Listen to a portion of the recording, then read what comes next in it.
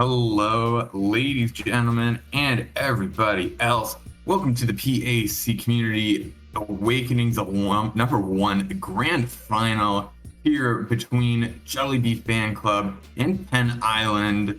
I am K-Wing and I'm here with Teddy Ears. We're here to see today if Jollibee Fan Club can take down Penn Island or Penn Island will remain stiff and unmoving throughout. We've seen a lot of good showings from both these teams. Of course, Penn Island did face off against Jollibee before in the group stage, and Penn Island took that 2-0.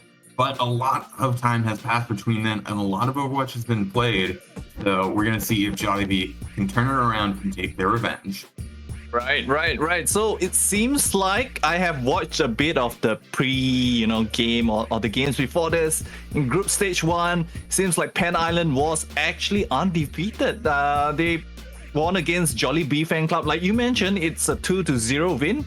So I'm not sure if Jollibee has what it takes to actually get the revenge win over Penn Island. But on top of that, there is also a win over Gamer Geese, What Boys, Tsunami, and Pregi.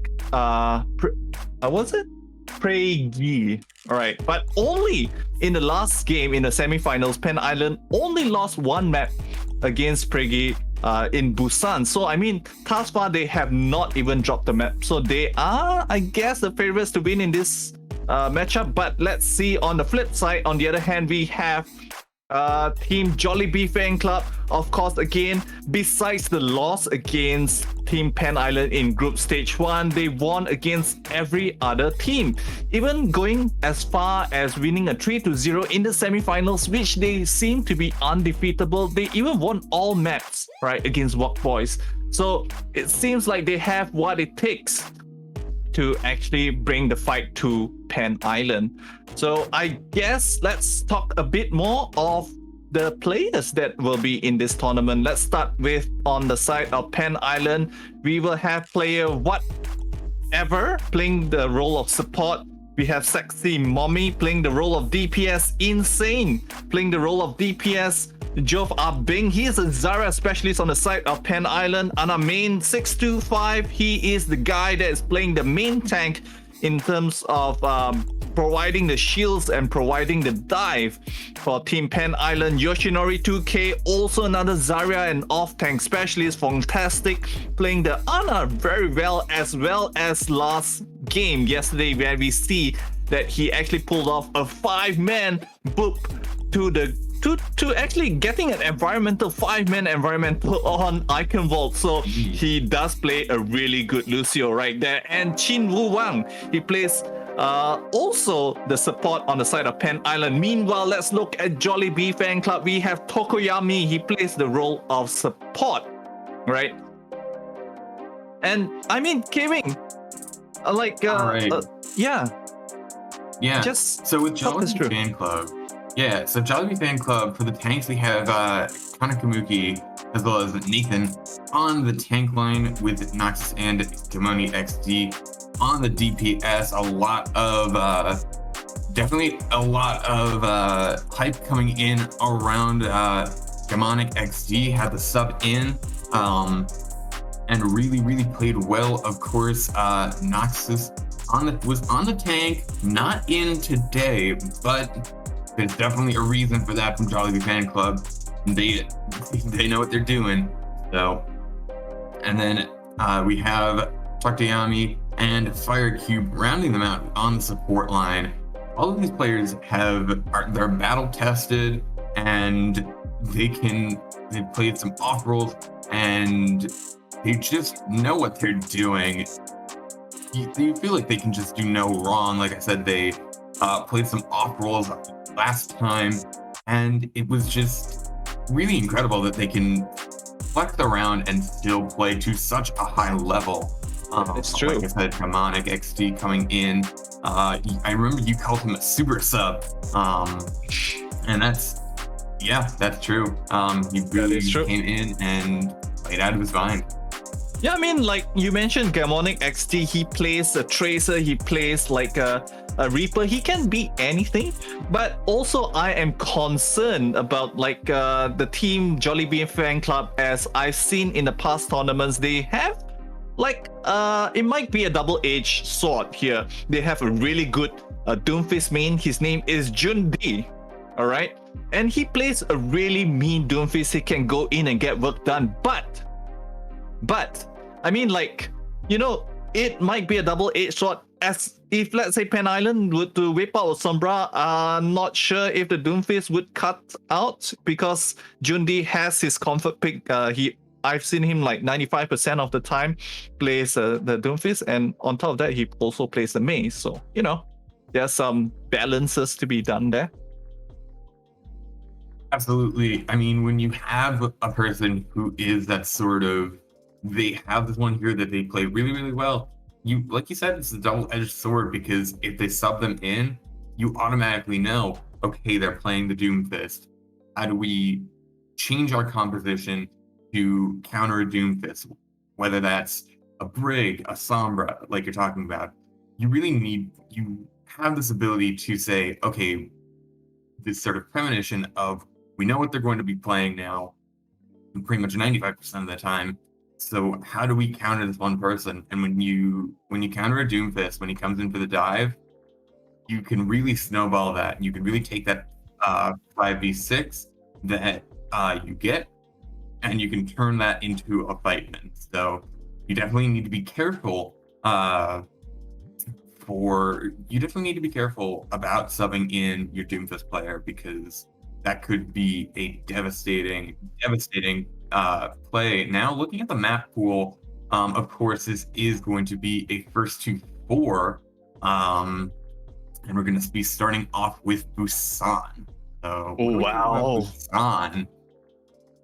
Busan is an interesting map. Like, I mean, mecha base, it is quite a rush favorite map, right? People would usually play the Rein Zara as well as the Lucio to actually rush in and see who actually gets the first pick and snowball from there.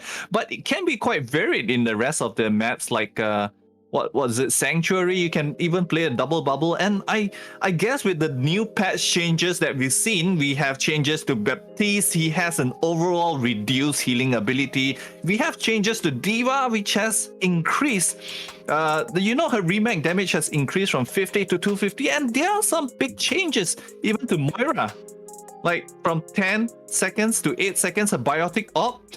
It's really much more viable, and now we have downtown here in Busan. So I guess, you know, we can see like different sort of composition, but then again, I'm expecting it maybe both teams to play a long range hit scan like a Hanzo or a Widow or an Ashe for that matter. Yeah, we have some differing hero compositions. Jollibee Fan Club taking out the Rhine Diva, whereas Pen Island is taking out the double bubble. So we're going to see two different compositions.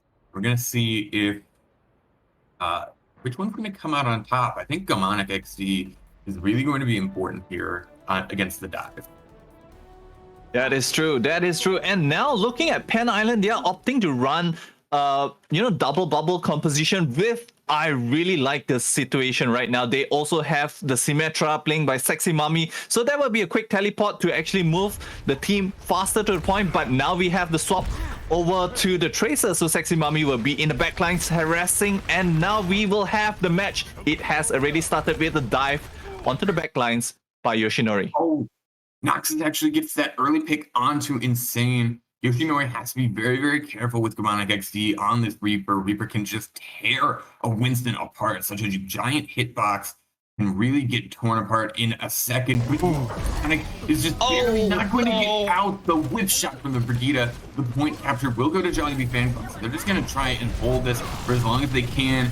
But the Winston's coming in, and he is not going to let this stay there for long. There goes the pick on the fire cube. The Diva gets demeched. A quick recapture for Pen Island, 14% for Jollibee. All right. Just that was a really short fight, and now we already see like Pen Island having 3 ultimates to their ultimate bang with another coming soon. The Ana would have her nano coming up really soon, and it only has been like what, less than a minute or a minute so, but I don't really like the composition being played by Jollibee fan club. That's because, you know, the Reinhardt is a bit immobile and it's a bit slow as compared to a more aggressive double bubble composition that we see Pen Island is utilizing, and now we will have yet again. Look at that! The huge anti-nade coming out from the Ana there. The Baptiste is going to go up, and here's the Primal Rage. Yoshinori is angry, and he's going to be taking out that anger on Jollibee like a giant stress ball. That is right. Like, although you have the pill potential on the side of Kana Kamui, on the side of Jollibee fan club, but I don't think that would be enough to actually negate the bubble as well as the Zarya bubble as well as the Winston bubble. That actually cleaves the team into two halves, and with that opens the team up with a great big nade, like what you mentioned earlier. Like now, ooh, huge dead eye here, and also Demonic getting a kill. DPS are gonna get kills. Now Jollibee is just gonna roll out in, and Noxus will find two more at the end, getting himself a 4 kill to retake the point for Jollibee fan club. So this is a quick retake on the side of Jollibee fan club, but you mean now I'm looking at it like we have the what do you call it, the Death Blossom available by Garmonic, so it really comes down to Jollibee fan club on how well they can defend this. If Garmonic can land a nice sneak attack in the backlines, and now we see the dive by the Winston Yoshinori. Oh, Sexymon with a huge kill. Sexymon gets hit by the pulse bomb. There's no Reaper, and Sexymon already has another pick on the Reinhardt. That's 2 picks, and Pen Island will just run through the members of Jollibee fan club really quick there for a recapture. This is getting into last fight territory. That is true. Like, I mean, the win condition was for Jollibee fan club was Garmonic has to land a fat Death Blossom in order for him to actually pick off 1 or 2 members of Pen Island, but he was taken down early. But now we'll see the dive happening yet again for Pen Island. Yoshinori going in the backlines. Oh, that's huge. Not the dead eye. Not to think too, but it's not over yet. Yoshinori and whatever are trying to keep this point alive. They will get to overtime, but there goes Yoshinori, and there goes whatever. So Jollibee will take it, but now they've got to be perfect. Monic is holding on to this Death Blossom. That is true. With also, there is a defensive ultimate on the side of Jollibee fan club. They have the beat available, so whenever things go south, there is the Q button which Tokoyami can actually utilize to save his whole team. But on the other hand, we have the Dead Eye coming up really soon for Insane, and that together with the cleave of Yoshinori, he might be able to actually split out the team. And now we have the engage with the beat. Oh, the Death Blossom from Garmonic gets 2. That beat really helped Garmonic stay alive, and that aggressive beat helped this get into last fight territory for Jollibee. They're just gonna try and hold and try and keep anyone from Pen Island from coming in. Pen Island needs to get a touch onto the point here before it reaches 100. So that they can use all these ultimates that they've built up. They do get to take it overtime, but now they need to stagger onto the point. But they've got so many ultimates. They have 4. Here comes the Diva Bomb from Tinamo. Huge! And that's just gonna be a wipe. A clean takedown from the Diva. And Jollibee fan club will turn it around for a 199 first round. Jollibee fan club, they're not going anywhere. Ooh, that was such a back and forth fight, man. Caving, I guess I was at the edge of my seats. Initially, I thought Pen Island has got it down, but it seems like Jollibee fan club has been, being very methodical in who they pick off first, but also sometimes it might be down to a 1v1 situation where, it was a DPS against a healer, and who gets the better of the engagement would actually turn the fight into a 6v5 and then snowball from there. But then again, I really like how Pen Island was playing. They were playing a bit more patiently, but towards the end there, I guess there was a bit of a miscommunication where the Winston dives in a bit too early without the benefit of his Zarya topping him up whatsoever. So yeah, we'll see here. Next map, Sanctuary, Busan. We have a switch from Pen Island. They're coming in on this Ryan Zarya, they're switching up pretty late into this. So we're gonna see the dual rush, and Yoshinori goes too aggressive and gets Ryan down by Nathan. A little bit too aggressive there. Zarya Bubble can't save you for that, and that's just a quick retreat from the members of Penn Island. However, they do get a pick, so it could be a quick recontest coming back in. Yeah, but then again, without the Reinhardt support on the side of Penn Island, they are staggered, and now they give the first contention of point in favor of Penn Island. Now with Yoshinori getting killed onto the McCree, this would be a big swing in the tights for Penn Island, and now with Joe Bing even getting a kill onto Tokoyami, this is a quick recontest. Huge. It is. That was a really quick recontest there, and PACommunity did try to stall out on the drum, but it will only get them 24%. But look on the other side, the flip side, we have Yoshinori. Although he was a bit aggressive in the beginning, he already has his shatter, and that is an ace in the hands of Penn Island. And look at that, they start off with Dead Eye gets two and huge. Sexy getting the double kill with the high noon. That is a huge high noon. Definitely huge high noon there. They are actually utilizing, I really like this from Team Penn Island. They are utilizing their ultimates really well here right now. They are not blowing everything in one fight. They just have to get an initial opening pick, and that is what cracks open Jollibee Fan Club. But who shatters? No! Nathan gets two, and that's all they need. Fire Cube drops down the amplification matrix, and the window will let Jollibee Fan Club in. They'll take the point.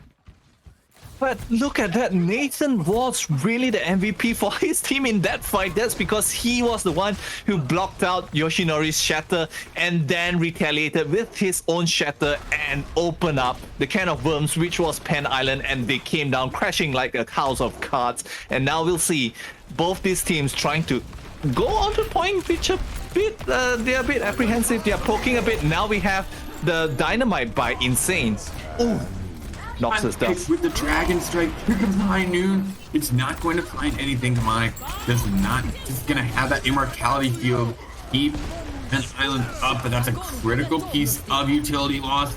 There goes Chingu Wang going down. Noxus finding the pick again. 2 kills for Noxus. Bob will get thrown out, but it looks like a lost cause. Well, Insane, I'll say that it is not. There goes the Bob. It'll stall out the point, but Jollibee Fan Club still has this control, and it'll just sit there for a few seconds before jumping off and waiting again. Yeah, but look at this. Noxus did really his team a big solid. That's because he had the sidelines, and now a High Noon on the side of Sexy Malmi doesn't catch anything, but whatever will be forced to use the heat. Sexy Malmi went on the flank. The shatter from Nathan finds nothing. Jollibee is able to, can't find anything with the shatter, but they're still finding all these picks. The Reinhardt is just the last bastion of defense, trying to find something, but it will be not enough. From Penn Island, and Jollibee will take their first minute. That was really a clutch play here. I would like to give up the props on Noxus, as well as we had DPS like Gamonic. He was getting lots of early picks in the poke phase of the fight, right? That is what brought his team to a 6v5 situation, and from there they had the momentum just to take the rest of the team out. Then again, there was so much back and forth caving. I could not believe, I thought it was really close, Penn Island was almost gonna win that, but it did not come to fruition though. Yeah, absolutely. I think that Penn Island really had a good amount of control of the point when we talk about that first map. I think both of us really thought that it was a done deal for Penn Island, at least for that first round. Yeah. But somehow Jollibee Fan Club were able to turn it around and keep that momentum going. But then again, maybe Penn Island isn't too good in King of the Hill maps like Busan, because from their track record, they also previously lost. The only game that they lost was in Busan against Prague. So, I mean, that might be just, their warm-up game and they might come back swinging. But let's look at some play of the game here by, who was it? Oh, it was Sexy Mommy. Yeah, getting... Yep. So look at that, with that opening kill onto the Reaper. That was what that denied Jollibee from actually using their win condition, which was the Death Blossom. But now the team coordination from both these teams are actually quite good. But then again, Noxus, I really like his positioning. He was providing the support as the Hanzo bring the one to get the early pick against Team Pen Island. That was in the last two fights. He was the one who cracked open the team, like getting an early pick onto Pen Island and turning it into a 6v5. And that was what that forced Pen Island to use their bait early. And from then on, it was plan B, plan C, plan D for Pen Island. So it wasn't going to plan, so to say. Yeah. Yeah, so now we're going to take a look at some Jollibee DPS highlights, just to see kind of the other side of that coin of just how great that Noxus and Gamonic were throughout. You had that early pick from both of them, then coming in, just Noxus able to get all these picks all for himself. So greedy, taking them all, saying, "No, Lucio, that pick is mine." Just really great control. Gamonic really only used this Death Blossom when they knew it was going to be advantageous for them right in this final fight territory. They just got this multi-kill, got those 2 kills, and that was all she wrote for that map. He really only had like a staggered fight after that. All right, so let's talk about the next map. So this is, again, I would like to remind the viewers, this is the first to fall or best out of 7. So the next map is going to be King's Row. Wow, that's like everyone's favorite map. Not too sure about UK Wing, but King's Row, love it to bits. Yeah, I'm 100% a King's Row stan. It's a very good map, and I think that the only reason that people don't really like it as much is that it's such a good map that we play it so often, especially in scrims and in sort of tournament play. We see it so often that you kind of get tired of seeing it sometimes, but there's a reason that we play it so much. It's very well balanced, and you can play a lot of compositions on it, yes, but Rush is pretty prevalent. Yes, Rush is pretty prevalent, but then again, King's Row has the the variness of the high grounds as well as the low grounds. So you can play a double shield, you can play a bunker into King's Row if you're defending. I've seen like some Overwatch league teams done that. They stay up to the first high ground and rotate accordingly, seeing like how the enemy proceeds onto the point. So there can be a whole wealth of a team composition being played here. Even some shenanigans like Sombra as well as Symmetra, for the teleporting Bastion. It has been done, right? Nothing is off the tables at this point for King's Row. So we'll see. So King's Row, we have no substitution for Pen Island. I was hoping to see a bit of Jun D, hopefully with his Doomfist shenanigans, but we'll see. We still have Noxus as well as Gamonic leading the defense in King's Row. Yeah, these compositions are eerily similar, with only the D.Va and the Zarya separating the two. Jollibee Fan Club is going to be taking this defense, and Pen Island rotating around to the high ground. An interesting choice.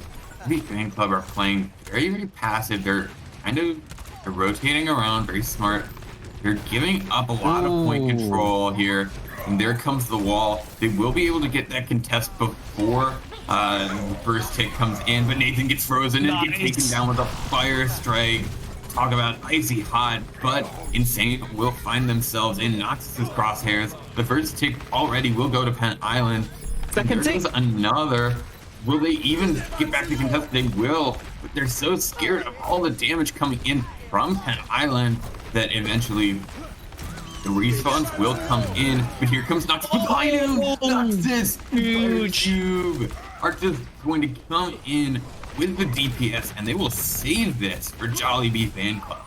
But then again, we already have 2 ticks on the side of Team Pen Island, and I really feel, oh, yet another kill for Noxus. He has been on fire and he has been landing his shots non-stop left, right, and center here. I mean, but look at the side of Team Pen Island. All is not lost. They actually got 2 ticks in a short period of time. They had really good rotations, and now they have the Shatter. They have a High Noon of their own. So they might have the win condition to, you know, let's see. Now we open up with Sexy Mommy. And seems like a Shatter was being utilized as well with the beat. Oh, the huge barely touch there. Yoshinori is just going to cleave through the members of Jollibee Fan Club. And it's hammer time for Pen Island. I mean, I initially thought the push was done and dusted because Sexy Mommy didn't, you know, catch anyone with his High Noon, and Yoshinori didn't actually do too well with his Shatter as well. But Jova, the Zarya being played here for Pen Island, he was the one who carried that team fight and carried it well. That was providing the opening for Yoshinori to actually swing his hammer. But now, Noxus with a headshot. A bit too aggressive though. This is a bit too aggressive. Yeah, Yoshinori was able to stave off Nathan for a little bit, but it didn't take long for Noxus to get that early pick. Yeah, but oh man, look at the ult charge percentage on the side of Jollibee Fan Club. They have the defensive, High Noon that they can pull out. They have also the bomb, the zoning Diva bomb that they can utilize as well as a team-wide potential. Now we will have this chapter. Noxus tried to get that flank High Noon, but it's not going to get anything as Yoshinori sniffs them out, and only one pick to be found for Noxus as this card's going to keep on rolling. Well, it's going to pause. Okay, but nevertheless, let's look at what happened right there. I mean, Noxus, he really, you know, in the earlier game in Busan as well, he had like really good positionings, and he was the one who cracked open Team Pen Island, you know, with the earlier picks, like the one that changed the fight into 6v5, 6v4 situations. But in this situation, it was quite a bit of a different, he didn't get the picks early on, right? And with the Mei committing with the Blizzard from Team Pen Island, that was what actually froze the rest of the team. And I think Noxus didn't have enough time to actually kill the rest of Team Pen Island faster than Team Pen Island could have done likewise, which they did. Which the Mei ultimate was so good in terms of just cleaving the team into half, and the from then onwards, it was basically a chaos situation for Team Jollibee, as they had to, they had to decide, how are we going to run this? Are we just going to run back, and wait for respawns, or are we just going to press forward and, just write this out, write the Mei Blizzard out, and hope to, get some trades and see how it proceeds from there. So, I mean, that was really, really quite interesting. But also, let's talk about the first. Oh, now we're back in. And with 2 minutes and 52 seconds, that's actually not too shabby for Team Pen Island. They also still have the Shatter on the side of Yoshinori. And look at that nice Mei wall here. I mean, Insane has been killing it on the Mei. Oh, Diva Bomb? I mean, get the Demon Gun, the Diva Bomb won't find anything but the Shatter from Yoshinori. Going to get 2 on the ground before they go down. Now Nathan going to get taken down low, going to get taken down by the Zarya. Here comes the amplification matrix, but it will be a sad remnant of Jollibee Fan Club's defense. As there goes the Baby Diva, and that will be point B for Pen Island. Yeah, but then again, I am really liking this, it's a bit more tanky Team Pen Island. That's because they have the extra bubble that they can use to peel. I'm not saying that Diva isn't as good as Zarya in terms of peeling, but when you're, talking in terms of a rush style composition, Zarya bubble can actually save your teammate from a certain death situation. But let's look at the situation unfolding here. Now we will have a grab. It's a huge grab, and oh, that's so brutal. Joabing, 69, getting a 4-man kill with a huge graph. And yet again, the card pushes on non-stop. Seems like Jollibee has to get their act together if they want to take the fight towards Jollibee, towards Pen Island. Here comes the high unit from Sekimami. There goes. He's trying to get something. Fire cube. But Pen Island is going to get shattered. Nathan has their number, and he's calling to collect. And this is the reversal which Team Jollibee Fan Club was hoping for. Maybe a bit too late. They would have, preferred a bit more of a time bank in a street phase of Kings Row, but nevertheless, all is not lost. That's because we really have seen a really good setup here by Pen Island. They had the Dead Eye as well as the amplification matrix by Chin Wu Wang. But it didn't really come to fruition though. Oh wow! No. Insane? Are you walking correctly? Insane. Take some more. Take the bad step and take the tumble. But here comes Gamonic. Gonna find both the boards with the Death Blossom. Gonna find 4. Oh my gosh, Gamonic. Death incarnate. Okay, we have a game on our hands now. We have Jollibee. It seems like Jollibee has what it takes to actually, just say to Pen Island, we are not the same team. You've seen us in the first group stages. We did not go down and roll and on our stomachs and let you, just take the wins from us. But seems like Pen Island now, they have the May ultimate. That will be their card. Oh, Noxus. Oh, wow. Yet another push. They don't have the May. They don't have the May. There's no more win condition. They have to reset right now. But at this point of time, each reset is buying Jollibee Fan Club more and more ultimates. So this is a really dicey situation for Team Pen Island with only 1 minute left on the clock. There's a lot of ults for huge grab. It's very big. Nathan's just going to cleave through with a blizzard from Insane. Will find multiple frozen. Come on, he's gonna cleave through. It's 2 picks, but they're still rolling. Low on health. It's 2 tanks and a DPS. They're just gonna push as far as they can. Like, how far will they go? But they're super low though. Look at that. They have to actually go back and have like a 6-man reset. Now they have all the members of Team Pen Island. A huge shatter, but does not amount to anything. And now we will have a high noon on the side of Sexy Mummy. Let's see if he finds anyone. Oh, he does get the main. Nathan. He finds Nathan. Nathan might have had that shield up, but with all the people behind him that had those skulls from Sexy Mommy, the shield just couldn't take it all. And Nathan found himself, unfortunately, in the way of that Deadeye. Now, there goes Gamonic trying to make a hero play. They're gonna get 3, and Noxus will find another. Overtime, almost taking down. They need to get on the point. 2.97. What? Jollibee, you cannot do this. You cannot just have hold of your DPS, walk on the point, and say no. I don't allow you to take point C. We are going to stop you here with just your DPS, with just Gamonic and just Noxus. That was insane. What? I mean, I thought that was like a desperation, that blossom. I totally thought it was, in the balls or the ball is in the court of Pen Island. They would have walked it, although in overtime they would have won all 3 points. But Gamonic, totally mad lad. He was the one who just pressed Q, and you know what? I'll just do it on top of payload, and it has more AoE because of that. I mean, huge plays, Gamonic. He has been providing all the, game-winning Death Blossoms and game-winning Q presses ultimates being used here. So Pen Island, I thought they were better, but we have like a fight on our hands. Like in the first map in Busan, I also thought Pen Island was gonna win it, but certainly Noxus has the better of the positioning. He has all the sidelines, and Gamonic pulling in with all the clutch plays here.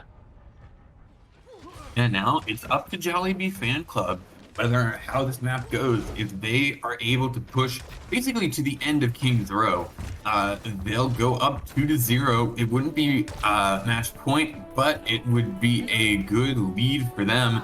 They're gonna roll out on this Reinhardt Orisa composition. Never mind the Reinhardt Zarya. So yeah, Reinhard Zarya. So I guess this is a rush composition for two teams, but I guess why change something if it ain't broken? Which is what is Jollibee is playing here. I mean, Gamonic has been providing excellent, consistency on the Reaper, but so why change it if it works, right? And also, huge headshot. Sexy Mummy takes down Noctis. Nathan will fall shortly after, and Penn Island is going to collapse like the tides onto Jollibee Fan Club. And a quick fight win for them. Really kiting that aggression from Jollibee Fan Club very well. I mean, the setup was perfect for Team Jollibee Fan Club. They had the Widowmaker here played by Noxus, but I guess when you're talking about bursting down the front lines, which is Penn Island, Hanzo with his Storm Arrows would basically break shields much easier. And with a headshot, one-shot kill potential, I see why not. Noxus could have swapped to that. Gamonic! Gamonic finds that first pick. There's one tick already for Jollibee. The aggression comes out so much from Nathan that they're already in front of their invocation, and Noxus just gonna find that double kill. Just trying to take down this Lucio. Just gonna dance from left to right, and Gamonic will take them down as well. And 5 minutes on the clock heading into the street phase. Yeah, but look at, the setup from Jollibee Fan Club was phenomenal. First of all, they did get the earlier pick, right? But yet again, with the amplification matrix being played by Firecube here, that was such a pop play. Penn Island was hoping for a recontest, but because of the, matrix there, they couldn't proceed and they couldn't actually touch the point. And that was what essentially went down in the first point there. But now we have a shatter. Sexy Mummy with double kill. That's absolutely massive, and even though Gamonic gets that pick, it's just not going to be enough, and they're going to get taken down probably by Sexy Mommy, going to get encircled in that small room. And Gamonic? Okay. Look at the ults though. 5 ults. Gosh. Penn Island, I guess Jollibee just have to go eco this round. That's what they say. Oh no, but Noxus gets killed early? What? PACommunity as well, so it's a 6v3 situation. Penn Island is going back all the way to the drawing board. Back to the spawn you go, says Jollibee Fan Club. You can have all the ultimates in the world, does not matter. We already have the card. And it seems like Jollibee Fan Club is using the momentum to their advantage to create a bit more space and just push the payload. And they also have all 5 ultimates on their side. The next fight, I guess, is just gonna be a huge... Noctis. What? Noctis just gives the pick, here's the grab, here's the dragon, open the doors, and there is a trade from Noctis with the cards already at the point. And man. That's all you need. Sexy Mommy can get all the picks they like. It's not gonna do them any good. But look at the time bank on our hands. We have 4 minutes and 30 seconds as opposed to Penn Island earlier on in their push phase. They had like 2 minutes. This is such a quick time for Team Jollibee, and they still have 4 ultimates to their name. But the next fight is gonna be a bit hard. Let's hope Penn Island's not gonna screw this up now. The dragon. Oh no, blossom. All the ults are going to go down, but it's just not going to be enough. Now the cart moving very quickly towards that victory box. Only a few more meters left, and I don't even know if anyone's going to be able to stagger in. The game's done. Insane's just get taken down, and Jollibee Fan Club will roll right through like a train running off the track. And wow, that was 2-0 now. Such a huge Baptiste immortality field which saved the whole team here. Look at this. This was the setup which Team Jollibee used, and that was the Graviton which actually won them the round. Huge plays, Pog. What? This is such an upset from the favorites of the pack, and now Penn Island is struggling. They are down 2-0. Another 2 more map wins before Jollibee would emerge victorious. So, wow, Kevin, certainly a very, very, nail biting, edge of your seat sort of game here that we have on our hands. But Oh, I really absolutely. like. I mean, some of the Noxus, he has been playing the really early picks. His positioning was awesome. It really doesn't matter how many picks Sexy Mommy has. But with that being said, Noxus there providing the initial pick-off, which leads the fight in their favor. 6v5, 6v4, doesn't matter. Noxus will be the one who just cracks open Team Pan Island. So Team Pan Island really has to watch out with their positioning. Or maybe they have to be a bit more on the ball. They have to take the fight instead of waiting for the fight to happen to them. Then they can, be the one to set the tempo instead of letting the other team just setting the tempo and just dictating how they want the fight to be. I think that's a bit too passive from the side of Penn Island. Might just be my take, right? But let's look at some replays. Caving, that was certainly really such Gamonic. Then again, yeah, just coming in on Seth Blossom, we're just waiting for the supports to be all grouped up, and as soon as they're just right next to each other, then Gamonic drops in, and then this play is just how do you do that? He jumps on the payload, he hits Q, and everyone dies. He decimates the team, and then the staggers come in, and it's just it was just a completely insane and incredible play coming out from Gamonic, where that Reaper just played so well, and then you had Noctis come in with a double kill on the Widow just to clean it up and finish it off. That was really such a clean fight as well. I mean, like, a lot of the engagements was really clean, but I guess Team Penn Island was also really passive in terms of rotating and reacting to the pushes or the rotations by Team Jollibee Fan Club. So they're a bit playing on the backhand, waiting for things to happen instead of taking the fight to Team Jollibee Fan Club. And with that opens up a whole can of areas which the Hanzo, which was being played by, I guess again, Noxus, he had all the space in the world to get all the angles and headshots that he can get. But yeah, I guess we'll come back with a short break, guys. Really short break before we go on to our next map, which will be an which will be an escort map. So we'll see you really soon.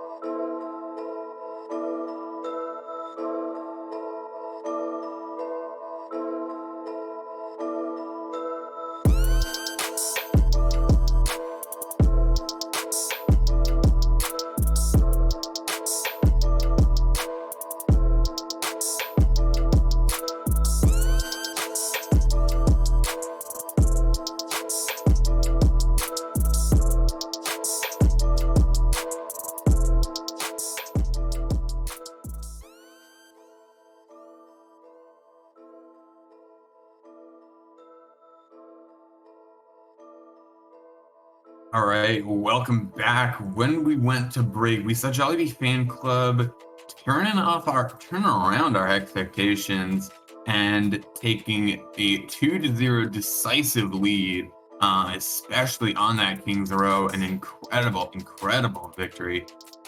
Just rolling through. So Penn Island feels like they need to make a change, and here's what they're doing. They're going to be changing up a lot. They're going to be turning. They're going to be switching.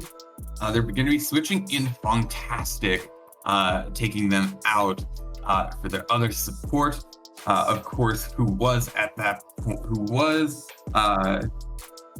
for whatever going out, and Fantastic coming in. So I think it's an interesting choice, but I'm wondering if it'll be enough. So what do you think, Teddy? I mean, Fantastic is like an excellent Ana player as well. He plays like really solid Lucio as well as Zenyatta. So this might be, Team Penn Island changing it up a bit. That's because he can provide a bit more heals, and with Ana being in the mix right now, we can see like more team fights that can be a bit more not instead of reactive, you take the fight to them, which is what I think was lacking earlier. So with the Nano being utilized for Team Penn Island, they can actually use the Nano on a Winston, to just start things off to get a 6v5 situation, to just swing the game in their favor. So let's talk about the next map, which is going to be a bunch of escort map. I'm not too sure what it's going to be. Let's see. We will have Havana. Yeah, Havana. A lot of these escort maps, they're really conducive to your hit skins, to your snipers especially. Gibraltar, Havana, and Dorado all have those long sight lines that you can really take advantage of if you're playing the hit skins, playing the Widow, if you're playing the Hanzo. And we saw Jollibee Fan Club take them out and take out that Widow, take out that Hanzo, especially on Noxus. I'm interested to see if that'll continue and who will try to match that from Penn Island.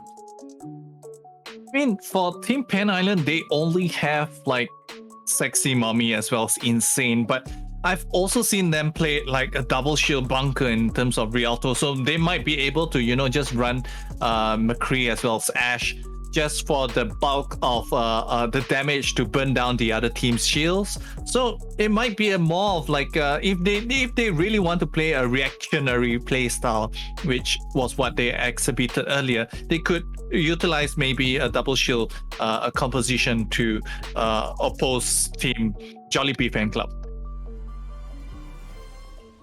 Absolutely, and now we get into Havana, and I'm really interested to see this Assembled Heroes phase, to see what heroes these teams pick. Of course, Penn Island going to be on the attack, so they're on the attack first. They're going to have to set up.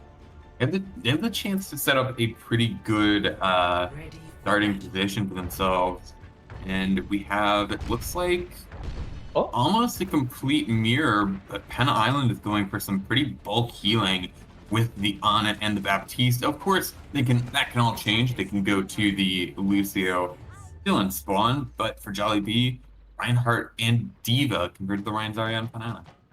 I really like the picks here by Jollibee Fan Club. They have the mobility of the Diva to actually just peel on the side of the high ground. So they actually have someone who can actually, deny any high ground or any hit scans perched onto the high ground. Like if let's say Penn Island would to play some sneaky Widow or Ash on the high ground, there's of course a Diva there to negate that. But let's see how it goes. And here we have both teams actually just playing very forwards or taking the fight to Team Penn Island early on.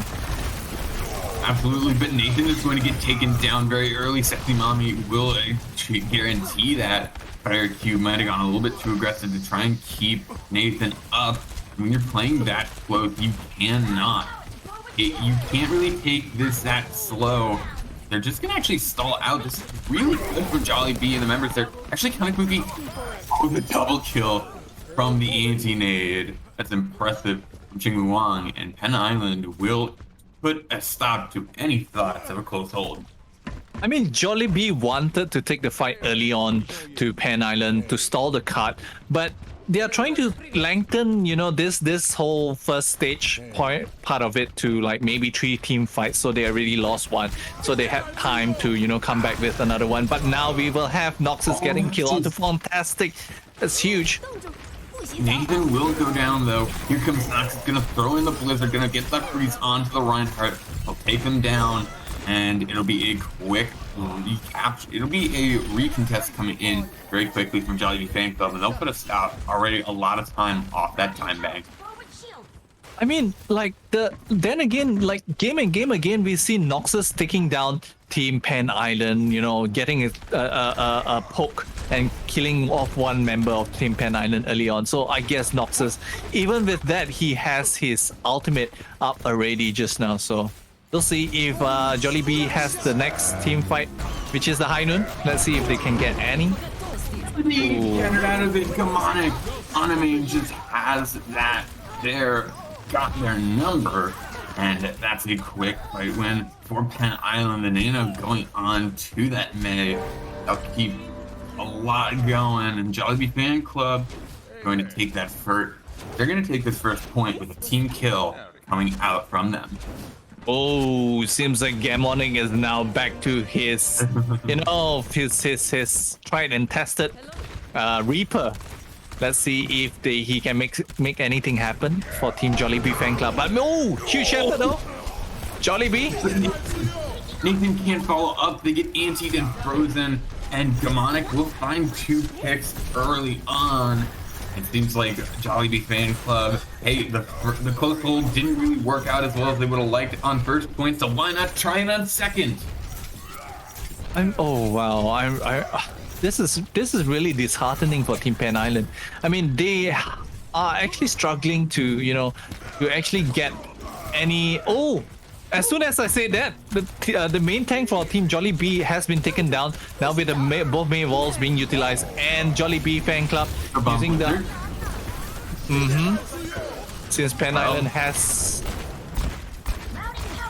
Island is getting a bit. Yeah, they are actually winning this fight. I'm not sure how, but I thought it would actually be in favor of Team Jollibee Fan Club. But no, Team Pan Island would then again push the cut as soon as they get the Lucio off the cut. Yami did really stall out pretty well there. Yeah, but then again, I mean, that was really, really big plays here. They didn't really commit any or too many ultimates on the side of Pan Island. They actually did it, and without any ultimates, it was actually insane with the Blizzard that caught Jollibee off guard. Now coming in, the Nano onto Anime, going to get that Immortality field down early. Now, Mami just waiting for anyone foolish enough to peek their heads out, just zoning out for now. The Shadow finds both supports of Jollibee and Anime, swinging for the fences. He's hit a home run. Yep. It seems like we are looking at a different Pan Island thus far, but it is now 3 minutes and 30 seconds to the time bank of the push into the third point. So with that being said, Jollibee now opts to, going back to drawing board. They are now opting to use a double shield, which is a bunker style strat. I guess they are hoping for massive firepower.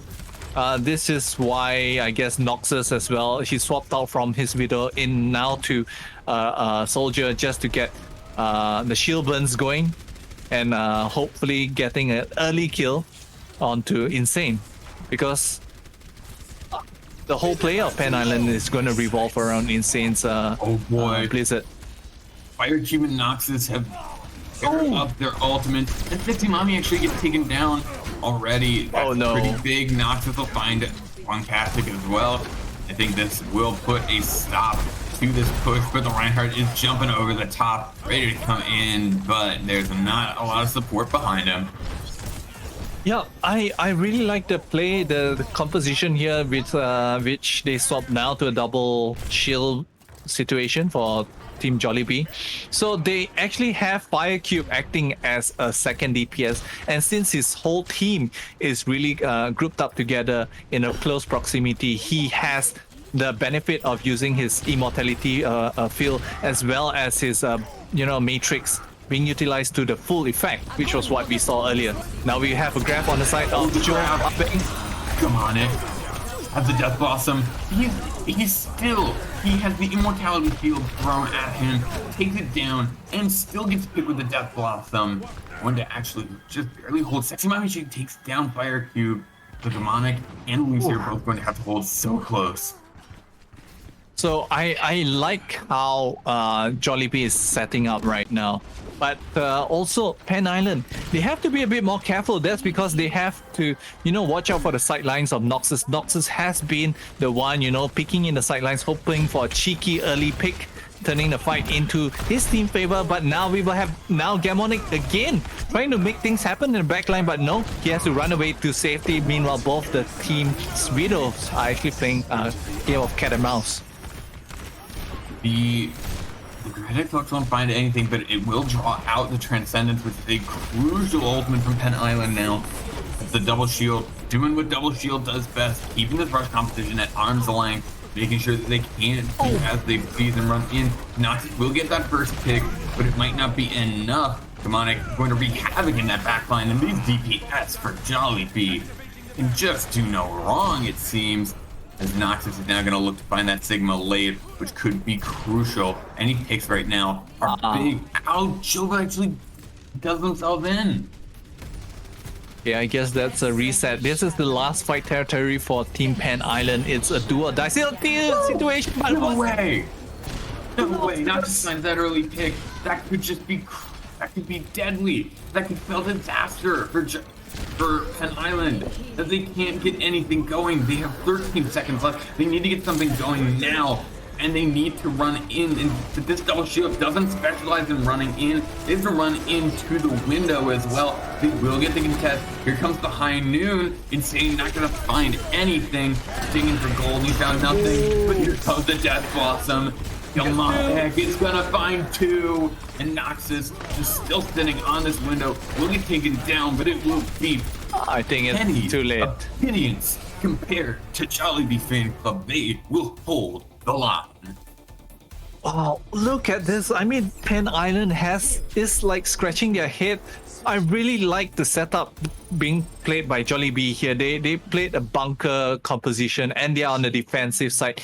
They were actually very smart about the payload and choosing where to recontest the payload, especially on this third point where it's an uphill push for the payload. So the payload also acts like a natural barrier. You can use the payload from certain angles to shield yourself from any hit scans or snipers from afar.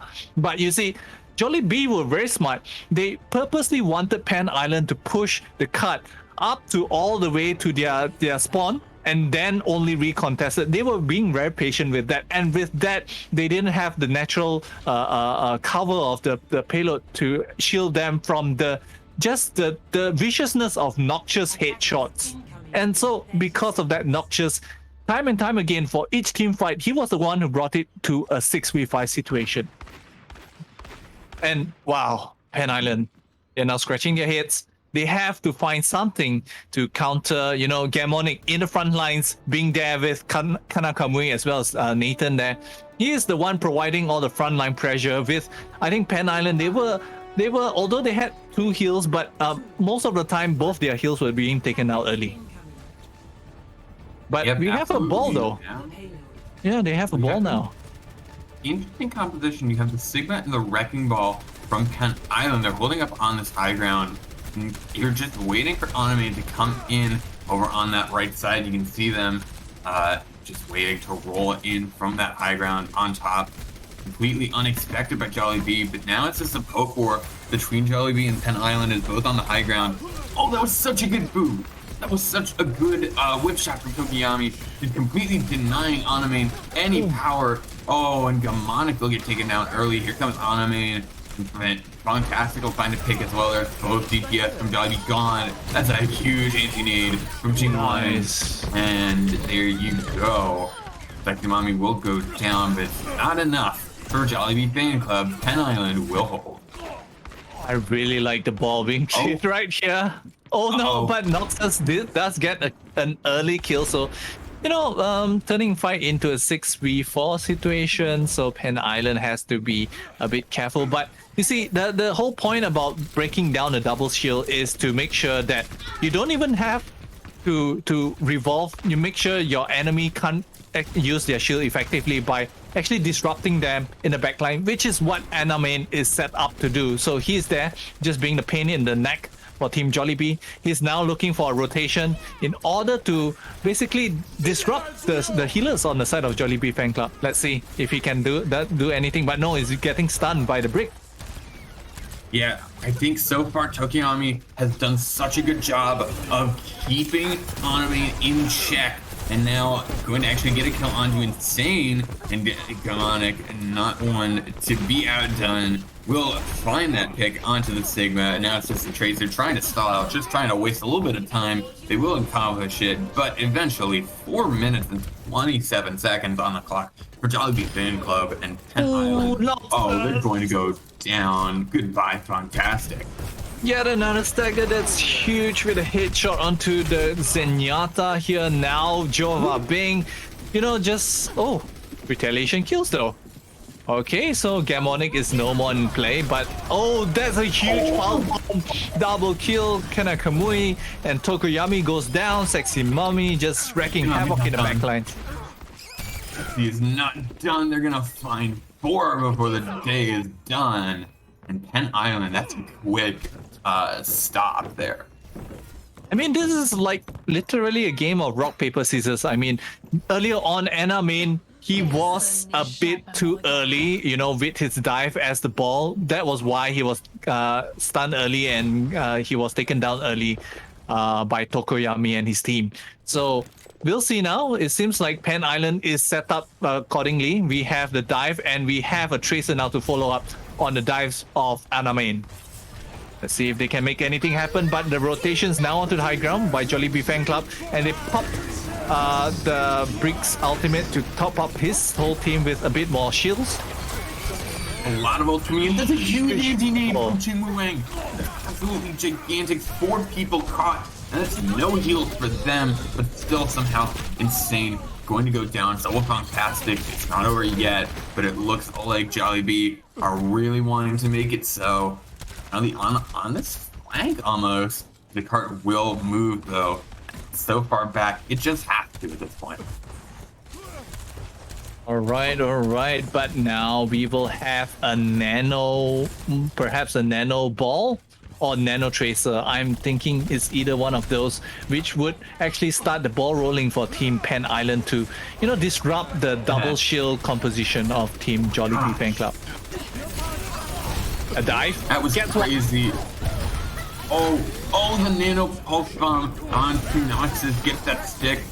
Kanakamui will get one, but it won't be enough for the members of Jollibee Fan Club, and Pen Island is going to take them down. This is where Pen Island is playing into their elements, right? They have a really good tracer, which is Sexy Mommy, right? And they also have Anamain. Actually, he's doing such a phenomenal job with the ball, right? He is going down there, disrupting that's an early pick. Noxus taking out Chinwu Wang, so there's no main heals on the side of Team Pen Island. And they also do not have a Transcendence available for Team Pen Island. I think they have to take this a bit more passive. They can't actually go on, but no, they actually invest the Gravity Flux, and now Insane will get it. Did I kill onto 5Q? That's both supports for Pen Island. Now Fantastic, the only support on the board, but Chinwu Wang and Fantastic can't heal you when you're behind the brewery tank, son. That is true. But wow, look at the plays here. Sexy Mommy yet again with another pulse bomb. He is on the back of Jollibee Fan Club, and Team Jollibee Fan Club is actually constantly having to look behind their shoulder, over their shoulder, in fact. You have the dive by Anamain as well as the pulse bomb, and maybe in this instance we have actually an nano being Look at that. Both DPS going down in an explosive manner. There's the support as well. And Penn Island, they seem determined to keep this payload here. PACommunity just still going. And now, last victory trick for Jollibee, they need to use their ult that they've got, but they only have the one. Yeah, I'm looking at this. I'm like, Jollibee, you have to figure this out. I mean, you are getting outplayed by Team Penn Island. That's because they have really good coordinations. You have on the side of Anamain as well, Sexy Mami, playing the dive and taking out the members of Team Jollibee early. And now fantastic that again. Oh, good early pick onto Gamonic. Now the main tank goes down. Oh no, this is bad. Jollibee. It's bad. It's so bad now. And now that's just it. Penn Island, they will clap back. Oof. I initially thought, Penn Island, they didn't know what to do against Team Jollibee. Team Jollibee was actually leading a fight into a 2-0 situation. But then Penn Island, they, as I mentioned, they're not just a one-trick pony, right? They can actually have so much heroes in their repertoire. They can play a die situation with the ball. So this is really like how Chengdu likes to play it. This is, we have entered not the Penn Island zone, but not the Chengdu zone, but now we'll call it the Penn Island zone. We actually have the dive. It's been working so well for Team Penn Island. Absolutely, this deck has been working incredibly well for them as we go into halftime between these two teams. Penn Island still trailing. So, of course, between Penn Island and Jollibee Fan Club still in the lead. So not sweating as much as a little bit nervous Jollibee Fan Club. They're not going to get a clean sweep. We're gonna have a game here. But still, Penn Island, that was dangerous from them. A really good push on Havana, and then a deadly defense, just holding Jollibee Fan Club completely and incredibly well, with some good tracer play, some good flanks, and just really confusing, really decentralized fighting. And I'm impressed with the turnaround from them. All right, I guess now we'll just go into a short break and we'll be right back with more Overwatch action. It will be Assault next. We'll see whether it might be Hanamura, it might be Voskaya, it might be, Temple of Anubis. So we'll be right back after this.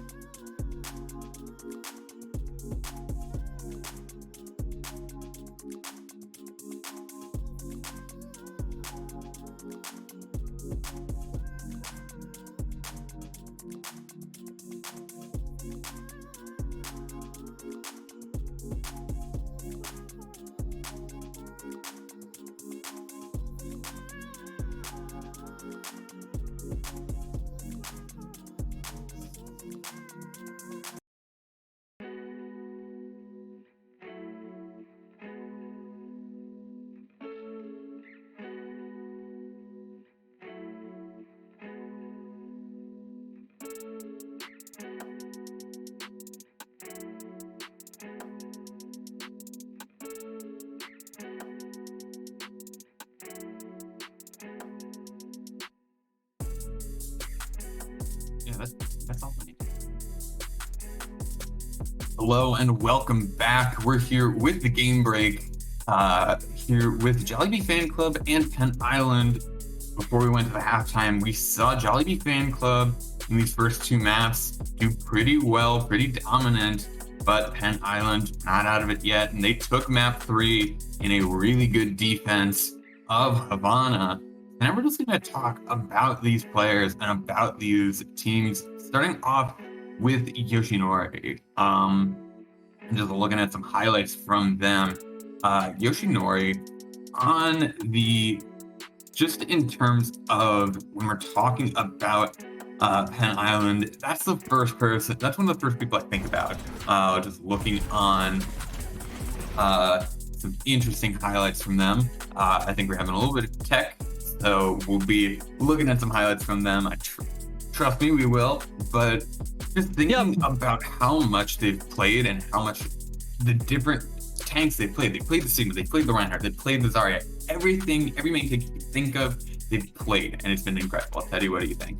Yeah, I mean, like Yoshinori has been very consistent for his team as thus far, right? But then again, like look at this. He in the first map in Busan, right? He was playing the Winston. He was very aggressive, right? And that was essentially what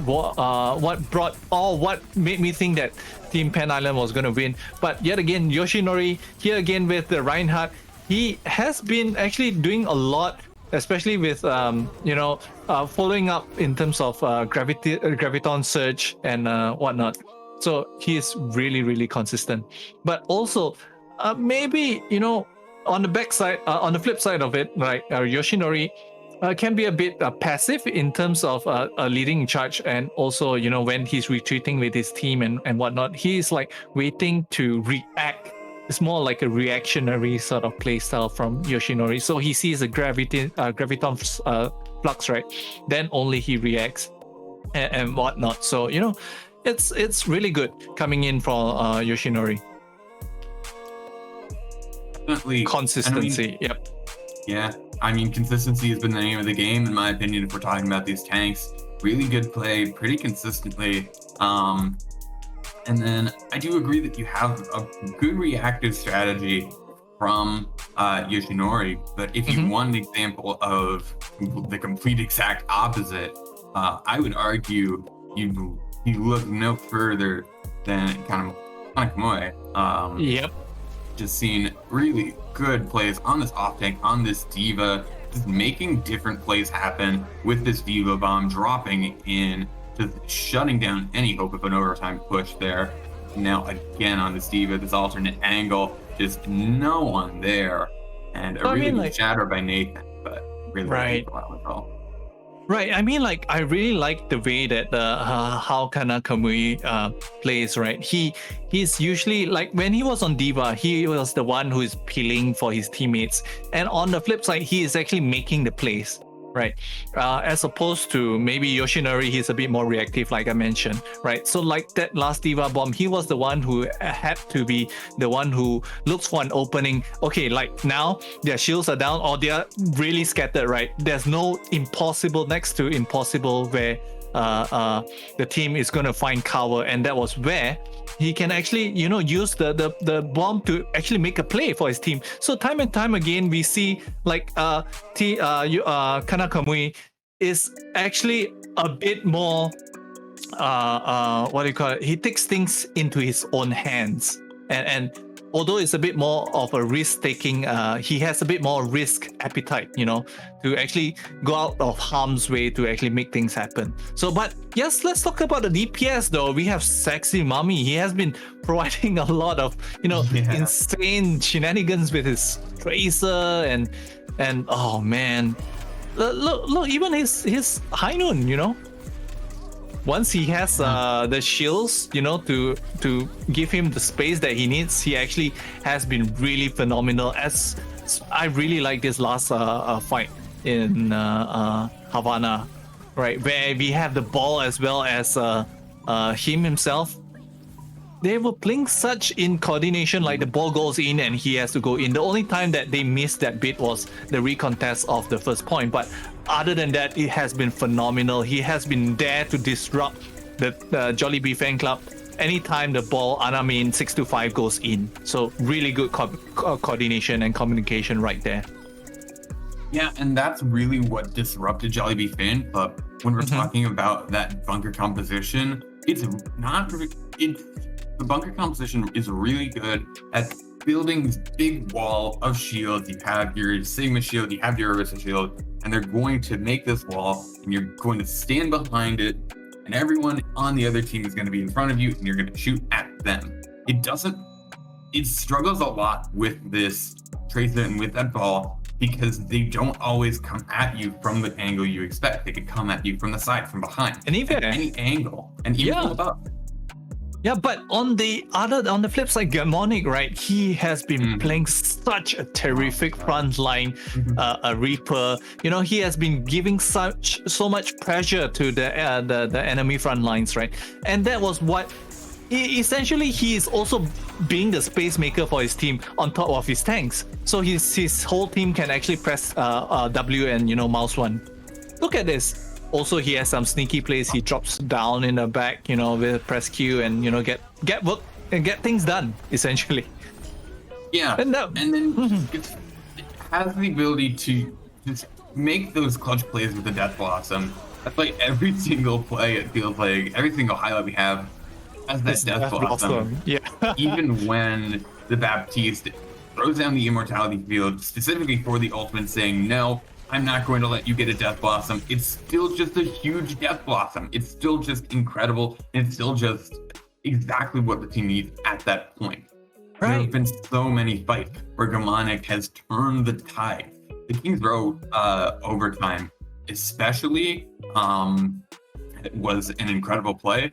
But if you're really talking about it, there's so many fights, and we saw a bunch of them there, where Gamonic just used the ult, got multiple picks, and turned that fight around. So if you think one of those 4 players that we mentioned was a really good player, or if you think someone else that we haven't mentioned, if you really like that Ana coming out, if you really think that the Lucios were carrying, type !MVP in chat, and you can vote for MVP. It's going to be decided by everyone here in the chat, as well as me and Teddy. We're going to be voting as well. We're going to be sharing our opinions with you. We are, but type !MVP, and you too can have your voice heard as to who you think is the most valuable player so far between Jollibee Fan Club and Pen. I mean, it's such a back and forth thing, but I mean consistency, guys. If you're voting for MVP, you basically have to vote someone which you think has been providing the carry, the carry factor in the team consistently across all maps. So that's to me, that's the main criteria for most valuable player. It cannot be just a one-off thing where he swaps to this hero and then he gets one big ultimate down and just because it was towards the end and you vote him as MVP. But I feel the guy has to be worth it, right? He has to be consistent. So anyway, guys, do type !MVP and vote for your favorite player.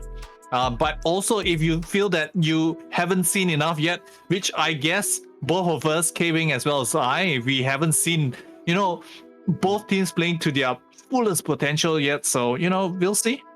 And with that being said, I guess we'll be joining you really shortly. Or an assault map. Might be Hanamura. No, might be Paris. Oh God, no. Anyway, guys, we'll be right back after this short break. We'll see you soon.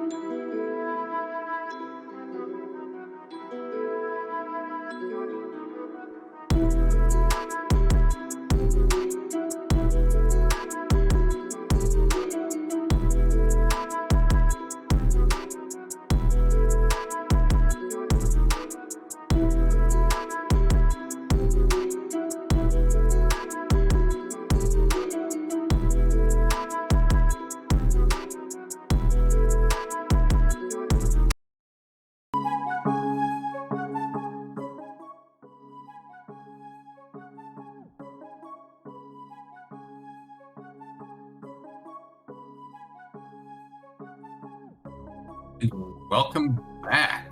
We're here with Jollibee Fan Club versus Penn Island, the grand finals. This one's for all the marbles to see who is the champion of the PACommunity Awakenings #1 tournament here. Now down to 2 teams, Jollibee Fan Club and Penn Island.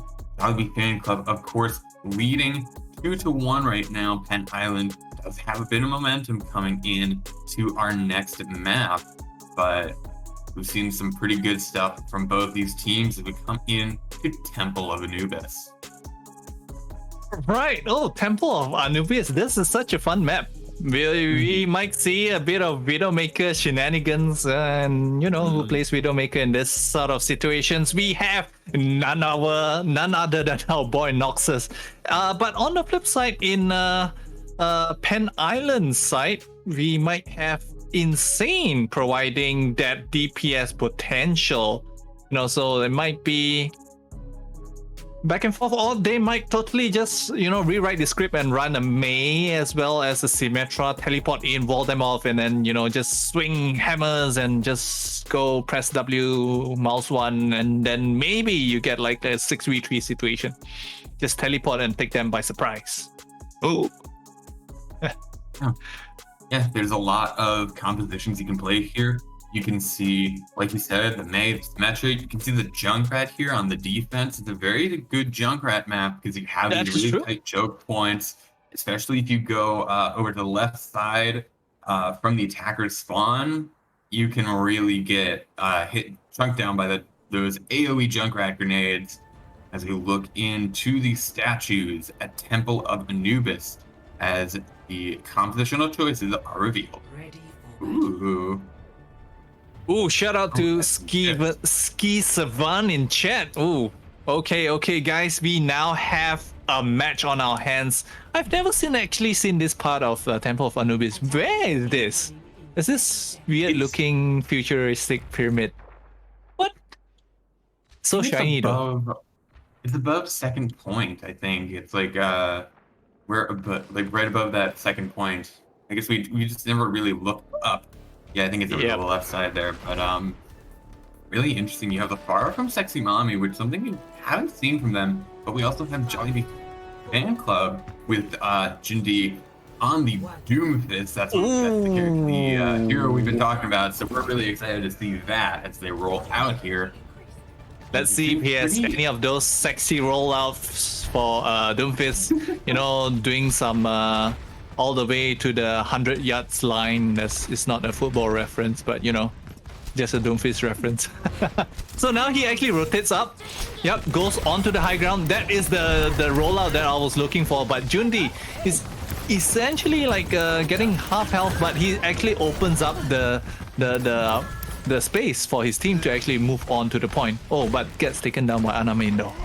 Jundi gets taken down. That was way too far to get healed. There goes the D-Mech as well. There's a double stun from the flashbang of Insane. And Insane's just been putting in some work, and Sexy Mommy's just finishing off. Seeing that ult charge there.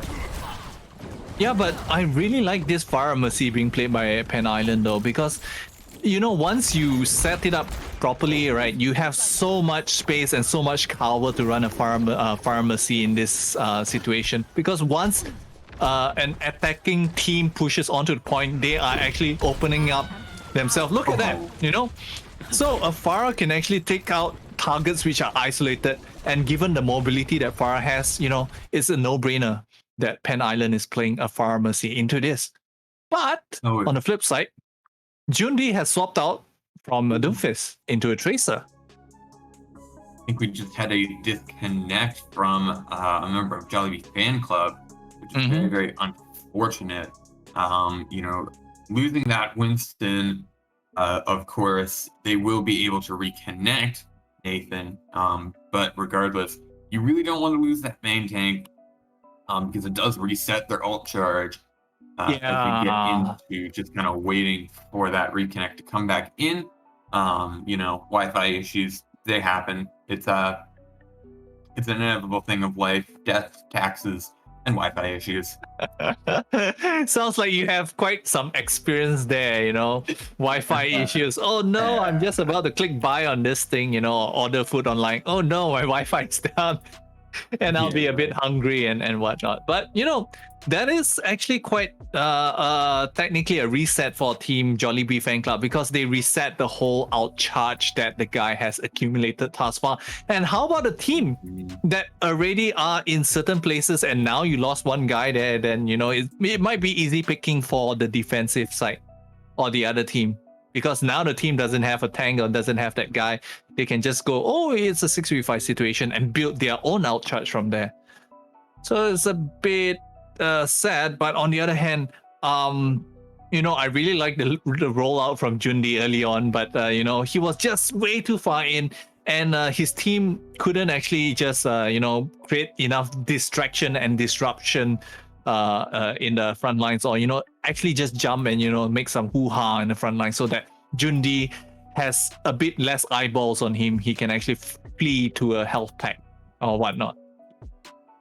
Yeah, so we're gonna be getting right back into this map, as we're gonna see if that was too big of a disruption for Jollibee Fan Club. Now, like we said during this break, if you would like to vote for the MVP, !MVP, give you that link to its straw poll so that you can vote.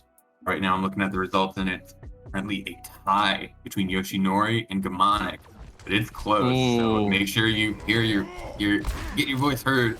Anything going to get back onto the Winston will have that ult charge reset, crucially.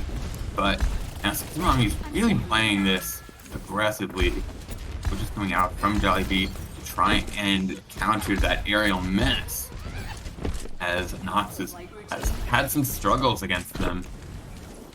Look at this, Sexy Mummy already has his barrage ready, and basically, you know, as much as the pills that they want to have for the Pharah, but look at this, they are actually controlling the tempo of the fight, you know. Whenever Jollibee fan clubs goes in, they have to look over their shoulders, you know, is there a Pharah in the air, you know, just wrecking my backline, you know, cleaving them into half and whatnot. So that is really why in a like on Temple of Anubis defense, Pharah Mercy is a really solid choice. You can actually die. That we had on Havana with the Tracer and the Wrecking Ball, where you really can't, as Jollibee fan club, you need to know constantly where Satsumami is at all times. Noxus is going to copy this Winston. We've seen a lot of really good play with two Winstons going out. Nano going to come onto the regular Winston, the not copied one. Nathan will get that first pick onto Insane. Now Noxus trying to keep going. Satsumami should get the pick onto Noxus. That's crucial. Usually you see the other way around. Oh no. Oh, and there you go. There you do see the other way around, as Echo does have a bunch more of vertical mobility compared to the Pharah, and Jollibee Fan Club will take this first point, crucially with a lot of time lost, but they'll have a solid time bank to go into point B. They'll have 3 minutes and 30 seconds. Yeah, I mean, like, that was a really good defense by Team Pan Island, though, but there was a bit of a misplay there, or maybe Sexy Mummy used his barrage a bit too early or too late. That's because he didn't really get any value from his barrage, even as a zoning out. But now we have Jundi with a kill on to Sexy Mummy, and whatever is forced to revive Sexy Mummy. So this is Tokoyami doing the same. Oh no! Tokoyami went out of the range. Went out of the range of the resurrection. I think Tokoyami accidentally canceled the resurrection. That's so sad. That's just a tragedy in the ocean. No! Look at this. Farm. Oh no! 2 heals down. This is yet another successful defense on the side of Pan Island. I'm pretty sure Meatball actually thought out of the name really well. Alex, if you're hearing this, Good choice. Anyway, let's look back at Noxus though. He has his copy up available. So I guess next play for Jollibee Fan Club to actually take this would to maybe copy McCree to take down Sexy Mommy. Let's see if that happens though. No, but it's gonna be a copy of Winston. Sexy Mommy gets 2 Oh no. the D-Mac as well. And just that's just how you defend. At this point, you really can't get much else. Noxus will take down whatever and severely limit the power of Sexy Mommy. Oh my gosh, the mid-air hit! Sexy Mommy's just Sexy so Mommy. good. It's so good. Oh god. I can't deal with it. It's so good. But they already have one tick to their time bank, as you would put it though. Jollibee Fan Club doesn't have to start from scratch. They still have 1 minute and 30 seconds left onto the clock. And we'll see. Jundi now opts to swap to a Tracer and Noxus to an Ashe. So basically, they are a bit tired of this situation of the Pharah Mercy being played by Pen Island, and maybe they're opting to rush down the enemy's healer, whatever, and Fantastic has to be watching their back really closely. Meanwhile, Insane getting killed onto Fire Cube early. It's Sexy Mommy yet again with a kill onto Noxus. Oh, and I mean, just wrecking the front line. They're all just trapped in that small room and they can't go anywhere, not when there's a raging silverback scientist on them. Reminds me of the song Slow Dancing in the Burning Room by John Mayer. That is the Burning Room provided by the guy in Fire himself, which is actually Ana Main. But nevertheless, let's look at the setup by Pen Island. I really like this. Oh, yet again with another early kill by Insane. And now Sexy Mommy with a barrage goes in, getting 2. It's left. Ian's still gonna get 2 kills, and that's so good there from Sexy Mommy. And there's not even gonna be a recontest here, as we have 10 seconds left. Unless there's someone from Jollibee hiding. I think there is. There's actually 2 people hiding. They're going to have to wait. Oh, did they get found out? Yep, and that's it. No one's coming in. Nathan's even gonna get slept. No one will be close, as Jollibee going to have a good attack, but it won't finish. 41.7%, all Pen Island needs. Yeah, man. Oh, man, that is certainly a back and forth match. But then again, I guess Jollibee Fan Club has to figure out the code, which is Sexy Mommy playing the Pharah Mercy as well as Ana Main. You know, that is really such a synergistic duo here. We have Ana Main providing the bulk of the cover. Once he dives in, he just uses his bubble. It actually shields Sexy Mommy away from the bulk of the damage going his way. That's because they can't shoot up if there's a shield in between the Pharah and you. So that is a situation here, but also Jollibee Fan Club has maybe, has to make sure that they can heal earlier, or maybe just get the win condition for them is basically they kill the Pharah and proceed from then on, or basically they can survive the initial dive by Ana Main. So that is their win condition here, that they have to start with a pill condition. So we'll see if, let's say, Pen Island has the momentum that they carried on from the last fight into this and win it, and trying to tie up the series 2-2. Yeah, I mean, if you want any indication of how much Sexy Mommy has impacted Jollibee, look at this composition. Eva, McCree, Soldier 76, Baptiste, all of these characters with these hit scan abilities, 4 of them onto 1 Pharah and 1 Mercy. This should be a massacre against Sexy Mommy. Jollibee should be immediately, as soon as Sexy Mommy peeks out their head, they should be immediately demolished by these 4 people who are there ready to chunk them down instantly. The Sexy Mommy has to play a lot smarter. Immortality Field is going to come out earlier. Sexy Mommy is going to do a flank around. I think they've spotted it. The D.Va did actually spot Sexy Mommy going for that sneaky flank, but no, Sexy Mommy finds out that he has been found out. Oh, now going back for the sneaky flank onto the D.Va, finds the D.Va there, trying to D-mag the D.Va, but I guess this is a no bueno for Sexy Mommy. But he does actually goes in, dives in. Oh, Okay. already it's 5-5 now, but Anamine gets revived and Soldier 76 is being guarded by Sexy Mommy. Now Anamine has the nano. Here's not double kill with Sexy Mommy. No Mirage for you. Noxus has to be left alone. Jubilee fan club, excuse me. It's gonna hold very well and a lot of time off that time bank.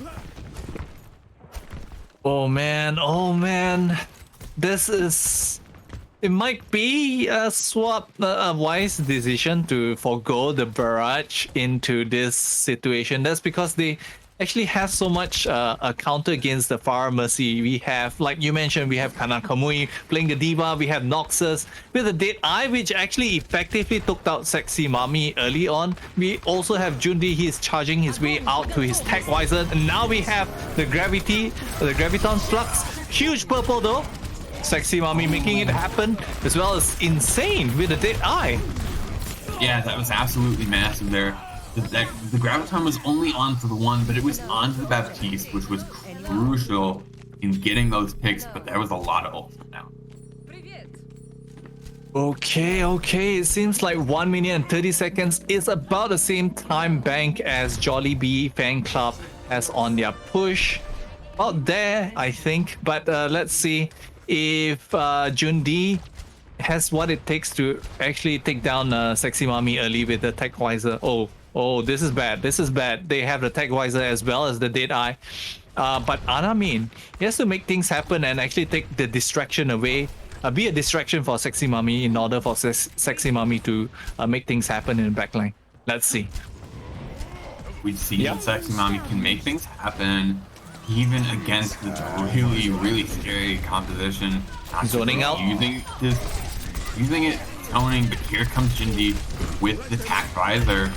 Trying to get picks, going to find the pick onto Yova. And I think it's hilarious that there's 4 people on Jollibee that are specifically like Pharah counters, and it turns out to be Nathan who gets the kill. So the one of the 2 people who's not specifically a Pharah counter gets that kill. I mean, if you invest enough resources into taking down a Pharah, I guess once it's being whittled down as much as he is, Nathan can actually make a quick work of Sexy Mommy. But let's look.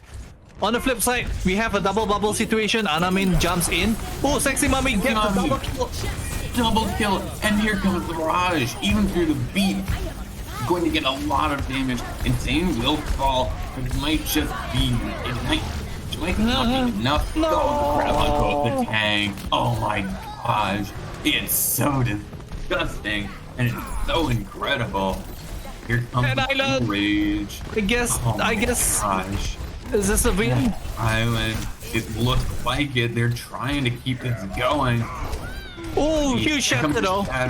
It's big, but it might not be enough. And Anami will go down, but it's just really trying to keep this going. And hit a little bit of lag there as Ethan gets 1 pick, but it's not enough.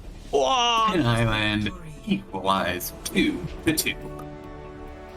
What? Okay, Sexy Mommy, you've got my attention now. Of course, I guess this is the play of the game by Noxus. This is the Dead Eye, I guess, which caught out the Ana as well as Sexy Mommy. Yep, and also the kills in the beginning.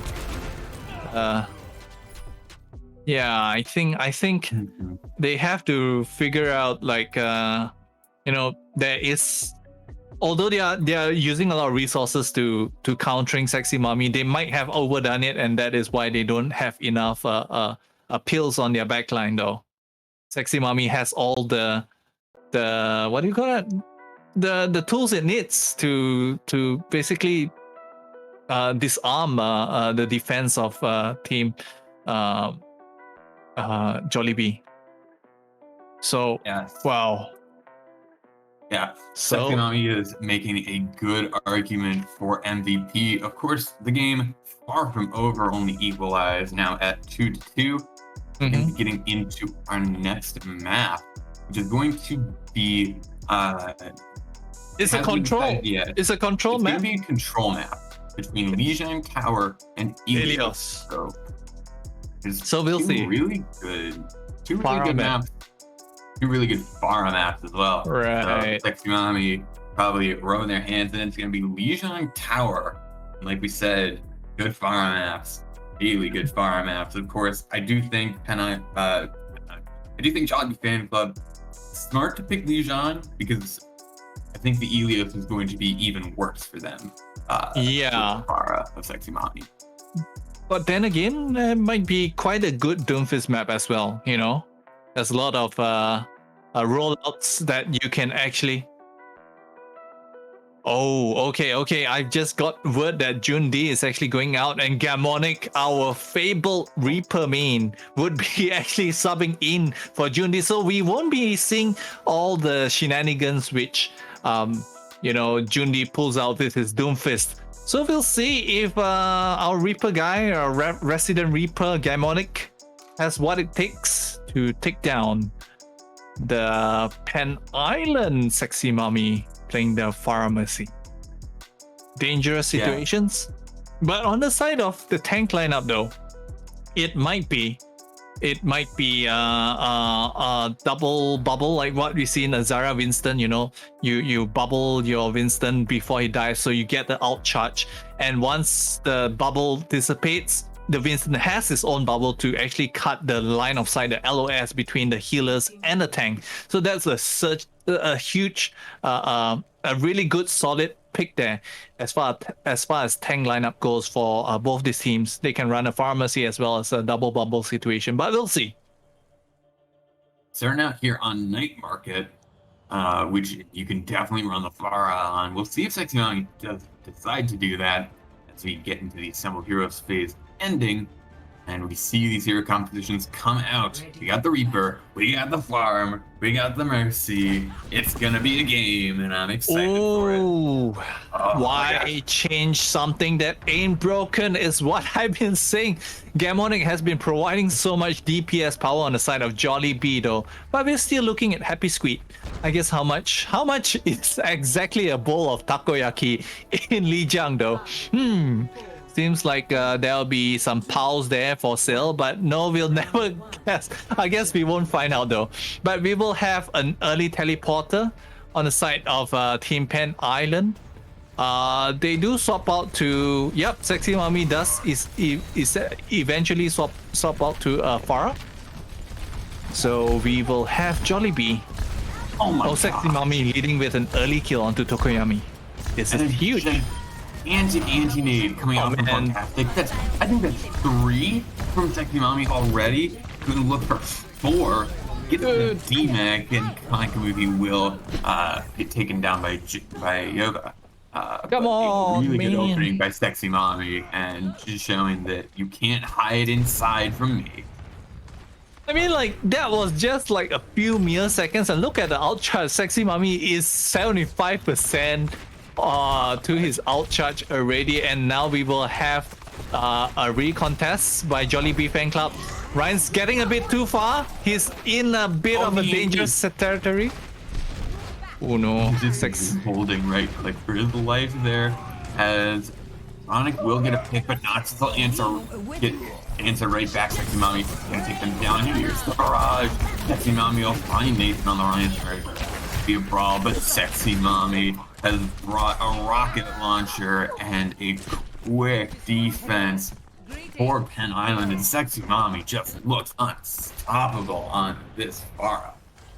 Yeah, I mean, like, it still seems like Jollibee has to answer, fire with fire. Essentially, is for what it looks like right now. They are also basically matching the lineup of Team Pen Island, but since now they are, reverting all their, changing up all their heroes back to a mirror matchup.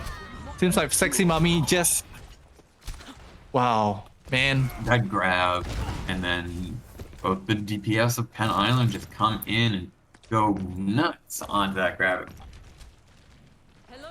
Yeah, I mean, like, Gamonic, is it worth holding on to that Death Blossom though? like his team is just gonna be so split up, and I don't think it's gonna get any value. But insane, hoping to get a kill, but no, Sexy Mommy does get a kill onto Noxus as well as Gamonic. Look at this, insane. From Anamane. Anamane jumps in front of.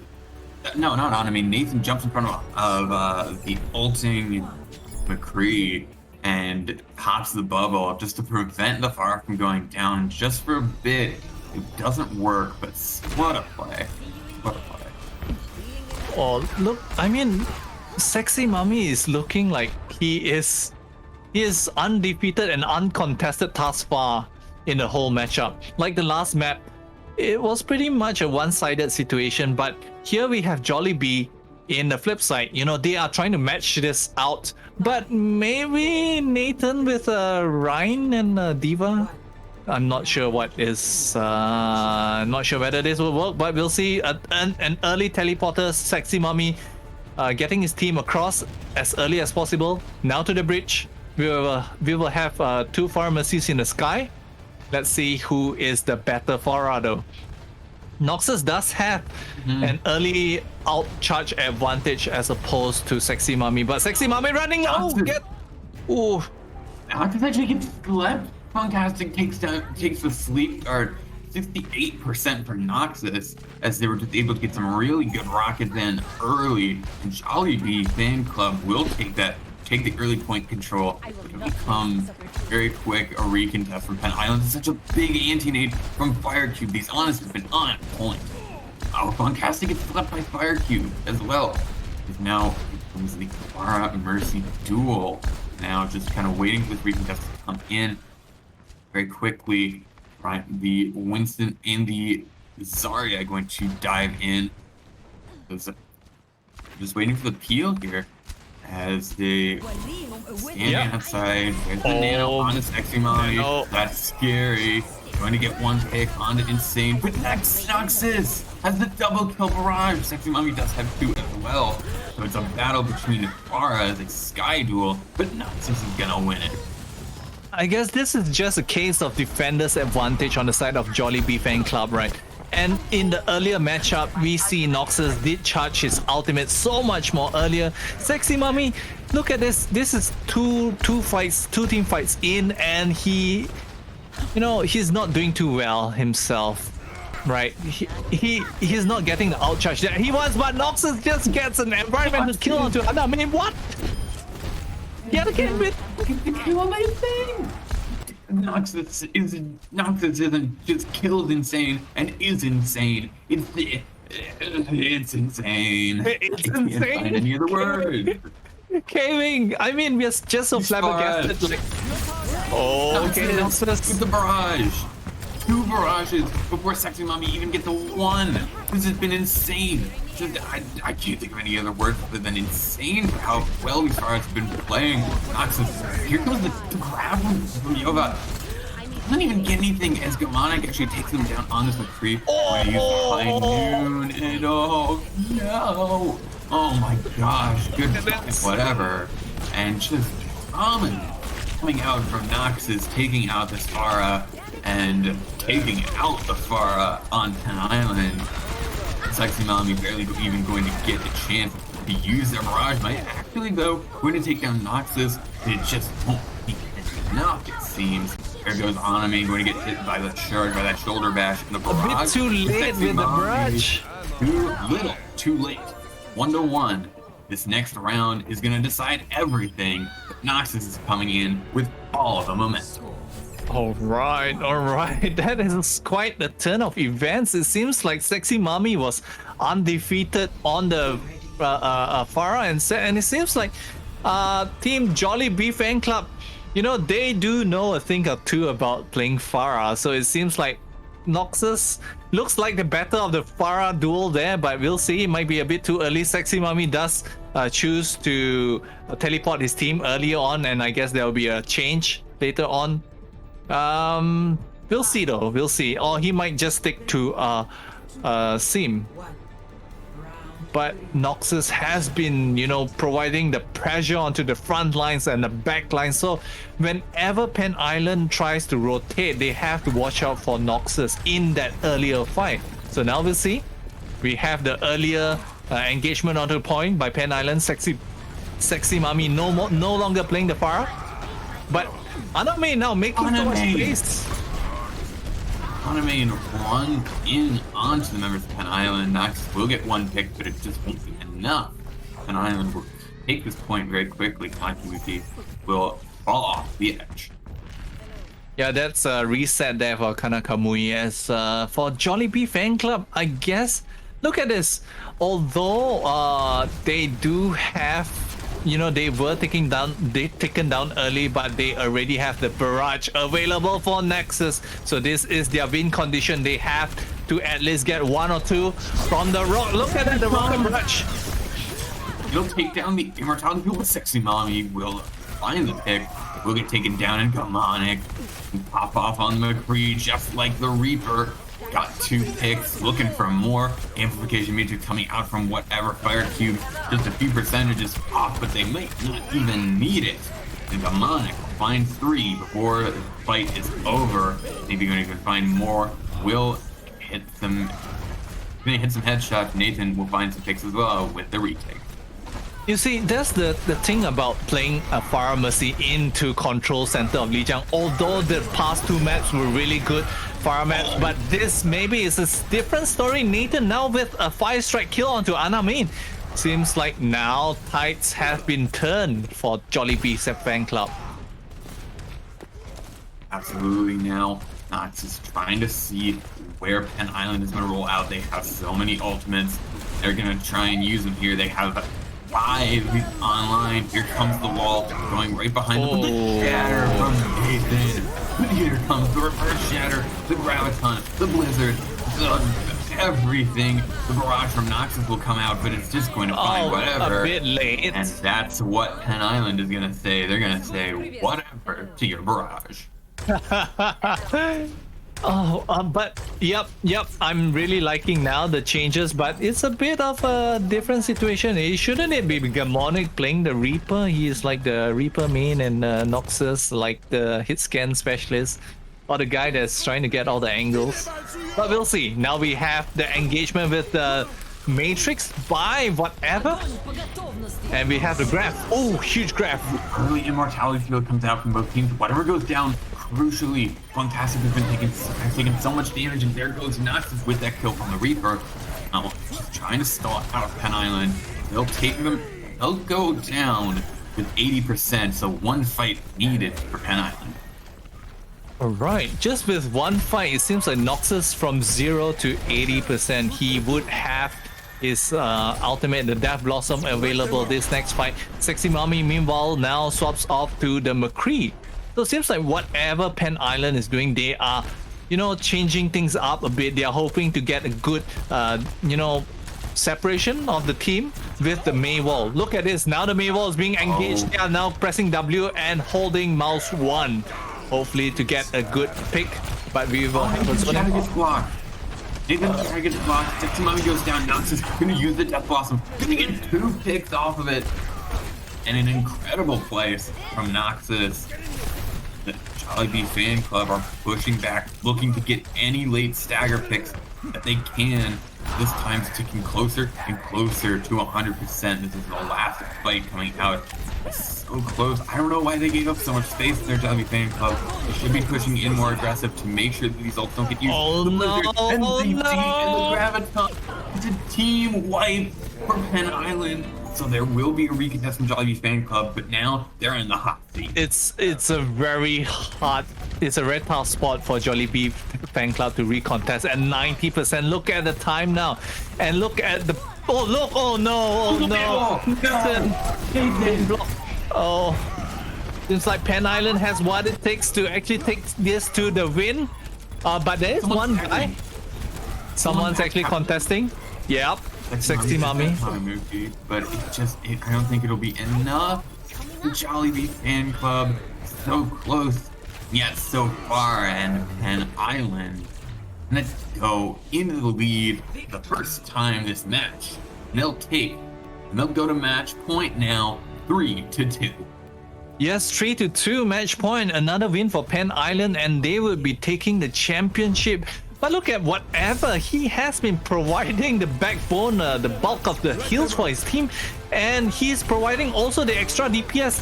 Look at the damage that he's actually outputting for his team with the Matrix as well as the healing. Since his whole team is bunched up together, he has so much value. Although there has been a recent nerf onto Baptiste, his projectile, the healing projectile, has been reduced from 60 to 50 health. That's actually quite huge, but he made it happen. Why? That's because he was DPSing at the same time as healing his team. So it's a 2-for-1 situation, We have an extra DPS, which is the Baptiste. So he's being played like a third DPS on the side of team what was it? Jollibee. Yeah. Oh, unfortunately, it wasn't enough to get them the win. As now Penn Island, they are going to be at match point. They just need to win one of these next 2 games, and there you go. Then you're done, and they'll be your champions, Penn Island.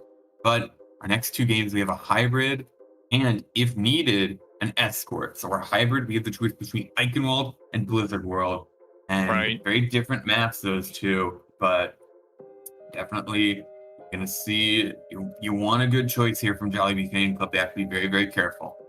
That is true. And although earlier I thought the Pharah would be a really good pick, but it seems like in the last map, a mini map, which was Control Center of Lijiang, Pharah wasn't too good. And it was a good thing that both teams realized this early, but maybe Team Jollibee were playing Pharah a bit too late into Control Center, right? They were holding on to Pharah, hoping that they might try to make something happen, but no. With that being said, there was so much frontline, pressure that although with the Pharah trying to demolish your backline, the frontline pressure from the Symmetra as well as the rest of the team just pressing W and just the Ryan swinging his hammer, there was just so much frontline pressure, and that wasn't fast enough for Noxus to take out the rest of the team. But let's look. We were talking about Noxus. Let's look at some of his, plays by him. He was just, going toe to toe against Sexy Mommy, and in this map, Gardens, it seemed like he had the answer against Sexy Mommy. Wanted to get the boop there, but didn't quite pan out. Yeah, I mean, you just see so much good stuff from Noxus, able to take this duel against Sexy Mommy on such low health and win it. Gonna help take down whatever as well. Now, Noxus also playing the Reaper once they got off of Pharah, but it's just such an incredible play that I really want to see more of it. I hope we'll see more of it on our next map, on our next hybrid, which is going to be Blizzard World. Oof. Okay, this is an interesting map. Like, I mean, there are really a lot of compositions that you can run into Blizzard World. Like, one of them I really like to see is a double bubble where you have a Zara as well as Winston, but also you can actually play some shenanigans like something a bit unorthodox like a Symmetra as well as a top. On the attacking side, you could actually teleport in, force the first high ground to be negated. But we'll see if Team Penn Island has what it takes to go and win this and close this out. It certainly would be quite a reversal from Jollibee's earlier 2 wins in the game. Yeah, absolutely. Jollibee came out strong, but it's a matter of endurance here. 6 maps already, and Jollibee looking to make it a 7th. As we get into this, we do have Sexy Mommy pulling out the Pharah. That's a scary thought to see Sexy Mommy again on this Pharah. We talked a lot about Noxus on the Pharah, but Sexy Mommy, we have to remember, terrifying on Temple of Anubis. Yeah, but then again, since Jollibee's spawn is so near, they can actually look and see what the composition Pen Island is actually playing, and they can adjust accordingly to that. So look at that. Immediately, I think after they got a whiff of what Pen Island is playing, Kana Kamui already swapped off to the Diva just for extra pills against the Pharah Mercy, and we will see if Kana Kamui can actually basically just zone out Sexy Mummy from doing too much damage to his team. Really good rotations here. Sometimes playing this very smart, playing this at a distance, not trying, really keeping themselves away from the Diva and the McCree as well. Oh, Reaper. Cover, but fantastic. Going to go down. Reaper, Demonic, trying to get that damage in onto the tank, onto the Winston. Oh, Winston a bit too aggressive. Might be a little too aggressive, but Sexy Mommy's got the cover. Noxus gonna go down. You get demeched as well. We did see that remech change, but we've seen not a lot of aggressive remechs from these divas as a repellent. Pen Island will keep the defense. Yep. I really like how Jollibee Fan Club has Gamonic actually teleported onto the back lines of Pen Island in the midst of all the chaos. Hopefully he can be the one who make things happen or be the playmaker for his team. But now we will have the engage Ana main just trying to feel things out. But look at this, Ana main already has his ultimate available, and so does Sexy Mummy, and we will see Reaper does teleport up. Oh, he gets slapped and gets taken out early. What? That was such a good play by Funktastic. The anti-nade from Funktastic usually gets that's so good from Funktastic. Sexy Mom gets a pick onto Noxus, and they're not done. Gonna try and come in and get the pick onto Lucio. Reinhardt's gone. And another defense. Another really good defense from Pen Island. We have some swap from Jollibee Fan Club. Noxus going on to the Widowmaker. Yeah, it finally seems like, Jollibee Fan Club is using a bit more resources to keep Sexy Mummy at bay. Sexy Mummy still has his Rocket Barrage, and I guess the next team fight is gonna be dictated by how aggressive Jollibee is pushing, because they have to understand that Pen Island has been farming ultimates for a very long time now. And although in the earlier fight they only use whatever's ultimate as well as the Winston ultimate, they have a whole bunch of ultimates available, and now the Rocket Barrage. Oh no, this might be a bit bad. That could be bad. Sexy Mummy's finding picks, but still all on the point, pretty even, but multiple picks going the way of Jollibee Fan Club. They're going to get up to 2. Fantastic in the take down Tokoyami. Going to get hit with some right click. The fan, the hammer, flashbang combo. Oh, Sexy Mommy, good night. That Noxus and Jollibee Fan Club. Noxus gonna get another pick. And now, well, Anamine stuck up really long creek out of hell. I guess when you have a drawn out long fight as such as the push from Jollibee, you have your work cut out for. As the longer the fight lasts, the more disadvantageous position Sexy Mummy is going to be in. That's because, Noxus can just grapple out into a better position to actually get a headshot onto Sexy Mummy. And that was essentially what happened, where we had Gamonic as well as Noxus just leading the sidelines and causing attack angles and positioning to be limited on the side of Pen Island. But let's watch onto the street phase of Blizzard World right now. If Noxus is going to lead the charge early with an early headshot. Oh, here comes the dive on him, going to just be so disruptive. A trade coming out, going to go down, but Sexy Mommy's got the barrage. Going to get 3, make it 4 kills, I believe, in total. And Sexy Mommy will put a quick stop to Jollibee Fan Club. Going to get the T-Mech kill as well, and just leave the Diva alone. And they will jump off the map. I'm going to try and use that remech 250 damage change. I'm sad. Yeah, I thought we were gonna see some meme strats, some remake kills, but no. But now we will have Fantastic just trying to be an extra sniper in the backlines. But I really like how Pen Island is playing this. They're playing this a bit patiently. See, they're waiting for the engagement, waiting for the Winston to dive in, and now that's the Q card for Sexy Mummy to go in, but you know, Fire Cube with a kill onto Insane.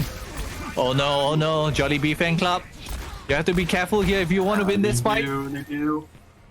They played very well, Demonic. Gonna take down. Oh no, they found the support. Yeah. And now they're just gonna get chunked. No, I think they might actually. Oh make it out wow. alive. And fantastic takedown, Nathan. That's critical as they come into this next point. Fantastic when they know Sexy Mommy going to try and get something going here. Trying to find this important pick. The cube going down is a good start. That might actually be all they need to stop Jollibee Fan Club in their tracks at a really good spot. Oh no. Oh, here comes the Seems like Noxus is getting taken down early. He gets the pick with the Diva Bomb. Now coming into final fight territory, but Jollibee Fan Club have already won, it seems. And going to push through the point B, but a small time bank, less than 2 minutes. Oh, they're going to come in. I don't think that's enough though. But it won't be enough. A minute 50 seconds on the clock, but now not a lot of time for Jollibee. I guess that was a really good play here. Sexy Mommy dived onto the team Jollibee fan club, but he did not know that Gamonic wasn't in the small room here, but instead opted to use the long walkway onto the point, which was what gained him the sideline to take down Sexy Mommy on the Pharah. But now we will have a swap. Sexy Mommy will no longer play the Pharah, but played the Tracer and now swapped off to the Hanzo. Meanwhile, whatever playing the Zenyatta for his team. And Zen going to put in a lot of damage with the grab. This grab from Jova is so big, but it might not be enough. Sexy Mommy switches off to the Hanzo.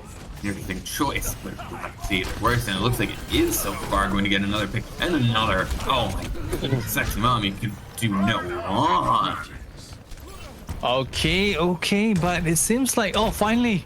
I was wondering when Ana Main is going to swap out from the monkey, but I guess he was just holding it out to use his ultimate to make things happen. But now, yes, I would agree, Pen Island, this is the composition you should be bringing onto the third point, especially where you also have to face off an enemy Ryan, but no, the Shatter there! Shatter gets 3, and it's an immediate slaughter on the point now. Pen Island, they have one fight left to do this. Okay, Sexy Mommy, he has his ultimate. Can they touch though? He's even gonna get the touch. Here comes the ultimate on the point. The beat will come out. So will the Molten Core. 2 people getting antied. It's gonna be so deadly to try and touch this point. Nexus gets the hammer kill onto Aname. He says sizes and everything, and Jollibee will finish in overtime. Oh no, that was such a huge shatter though by Team Jollibee, right? And that was what caught Pen Island off guard. And basically with that shatter, they actually won the fight. So huge props, right, to the Rhine of Team Jollibee.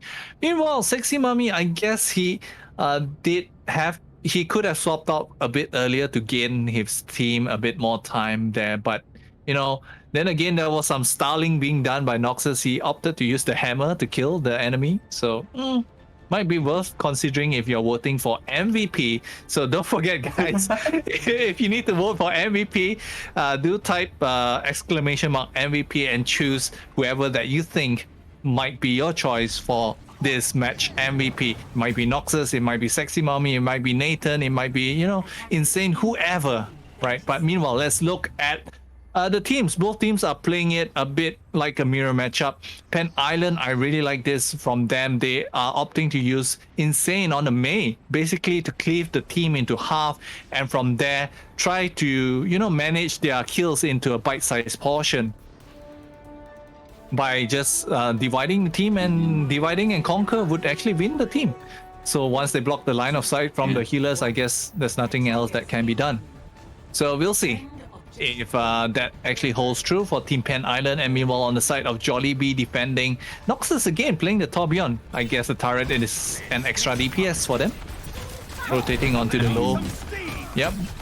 I mean, when you get the hammer kill, you gotta keep it going. Especially when you get it on the Reinhardt, just to show off your tiny hammer that literally gets turned into a squeaky hammer on some skins.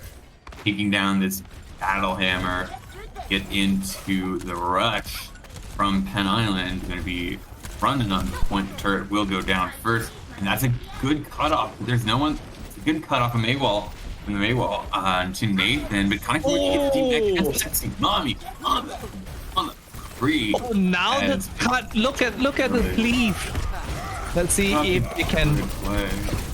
Gonna see if they can actually take advantage of it, but that Maywall, like you said, very, very good, very stylish. Mommy's gonna take down Demonic on the Creed. Now, and trying to push back on the point, keep that one tick from going through. Oh no! With the shatter from Anamane, going to go down for it.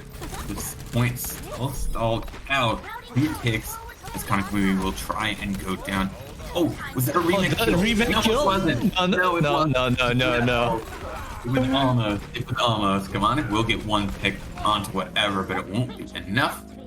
Point A will go to Pen Island, and now 5 minutes almost on the clock. That is a huge time bank for Pen Island. That was a really good push, and now they have the tools to actually win the next fight as well. You see, Sexy Mommy can actually push onto the high ground, you know, control the high ground and deny Jollibee fan club from setting up on the high ground. And meanwhile, pushing the card, I guess Insane would be the one to drop off the Blizzard onto Jollibee fan club as soon as they recontest. But now let's see, there would be Inun as well as Tourbillon Molten Core. Wow. Used, but it's just going to be a quick fight for Jollibee. They just drop it in, use those ults to drop out. See, this is what Jollibee is doing right. You see, Pen Island was trying to set up going on the high ground, but no, Jollibee gave them no space whatsoever, and they indeed took the fight to them. But now, seems like Nathan will be caught out by the Maywall, and that will make quick work of him. And we'll see if the rampage continues. That's just all you need. Sometimes you can barely even commentate over it. It's just it's over so fast with the Maywall coming in. Oh, it's such a big pick. The stagger kill onto the Soldier 76, onto Noxus. Huge Maywall, and yet we haven't seen the Blizzard. I guess the Blizzard will be used in the last point for the recontest of the payload, but we'll see. We will have the Matrix, amplification Matrix, and the bomb does not get anything, but Sexy Mommy does get a kill before PACommunity gets a remake. Oh, this is such a good Blizzard placement as you just see, Jumping going to get that double kill. Diva Bomb, Sexy Mommy will fall, but Demonic will get taken down shortly after, and the staggers will not be long for this world as Anamane is going to cleave through them with the hammer, and smashing performance from Pen right Pen Island. I guess you look at this. I mean, they were very reserved with their ultimates being used in the last team fight, and I guess it was really well timed. You know, we open up with the amplification matrix by whatever, which actually forced Jollibee to rotate off from the high ground, and then we had Sexy Mommy getting killed onto PACommunity before she can remake, so it was a 6v5 situation from there. And now look at this. Oh, Nathan gets huge. And the shatter as well. Automane's actually gonna go down though. It's not enough as Clayton comes in from members of Jollibee fan club. They're trying to keep this hold. They're trying to keep the hope alive. They cannot. They really don't want Pen Island to finish, period. They don't want them to finish with over a minute. Oh no, let's see if Gamonic can save himself. That's close. Ainun. Noxus does actually goes down. Noxus goes down, so will Nathan. And now Pen Island, they're just pushing so far forward, and they're actually going to find the pick on the Gamonic as well late. So big. But on the other hand, stall though. Here's it gonna come in. Here comes the the beat. beat, the pulse bomb. Trying to find any picks. Here comes Insane. Huge Oh, blizzard. the huge blizzard. Nathan's going to go down to it as well. And the charge on Akana Kamui going to survive only through the grace of the immortality field. Not to the Gamonic though. They'll find 2 picks. That could be all that they need. Your Jollibee, they have control of the point. They just need these stalls to come, these staggers, these respawns to come in so fast, and they will. As now Jollibee 1 fight away from potentially not being able to attack this next few rounds. But look on the flip side, right? You still have 2 minutes and 12 seconds for the side of Pen Island, and they do have some game-winning ultimates. And now, Nathan with the shatter. The 5-man shatter wrecked everyone on the ground, and Jollibee saying thank you and good night. Okay, I guess, well, a bit less time is on the clock for Pen Island to take the 3rd point, but for the next team fight, I think the win condition for Jollibee is just to utilize their outs accordingly. Like Fire Cube, he has to use his Matrix early, right? And let's see. Yep, does use it early. And now we are waiting for Kana Kamui to use the bomb, but no. We will actually, yep. It gets 1 in the amplification, but 2 away. And then it gets 3 in the DMAC, and this card's gonna move in, and crucially, Pen Island will finish with over a minute. Now, Jollibee Fan Club, they cannot win this. They can only hope for a draw.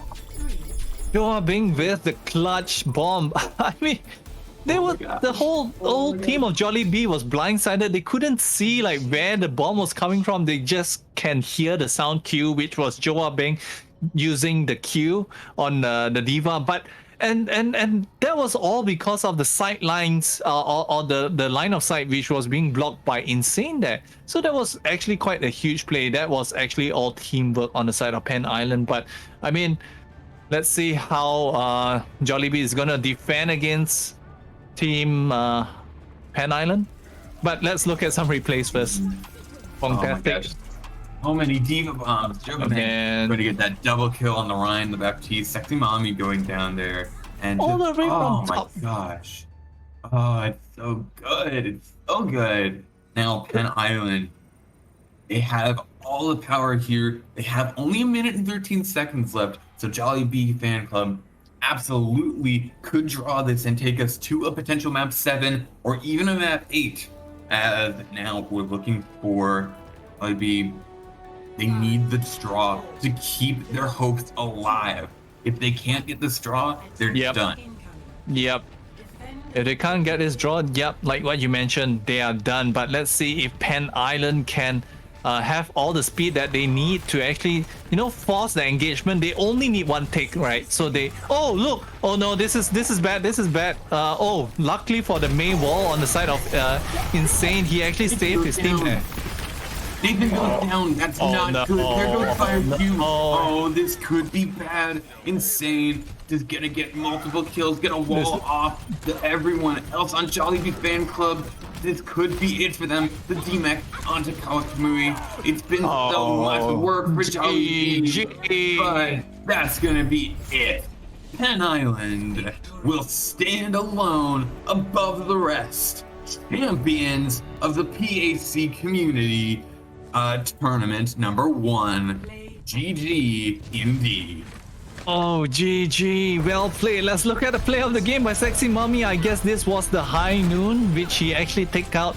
But a barrage. Was this a barrage? Yep. There you go, with a triple kill. Oh. There you go, indeed. Such sexy plays by Sexy Mommy. Absolutely. And you really do love to see it. You do love to see it. And Jollibee Fan Club, an incredible play and really showing how competitive that they can be coming in, especially with those early 2 picks, those early 2 maps, taking those 2 maps. They showed their competitive nature throughout this. They should not feel bad at all. Keep your heads held high. There's always next time. All right, guys, if you haven't done so, now is the time.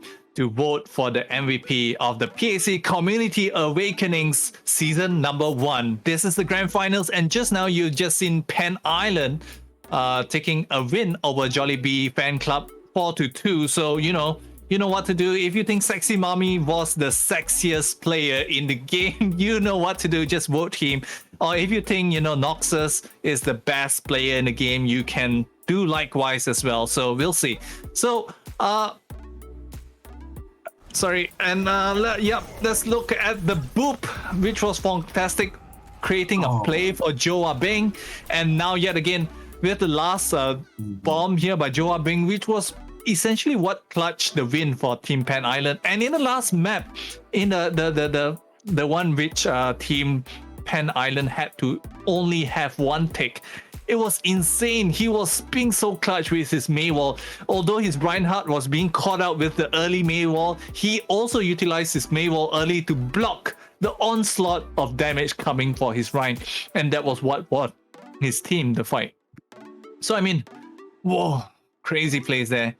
So I'm not sure about you, K-Wing. Was it insane, or was it Sexy Mommy, or was it, fantastic? Oh my gosh. So much praise. It's tough, and we do hold a significant amount of power here, as a lot of these votes are so there's very close right now.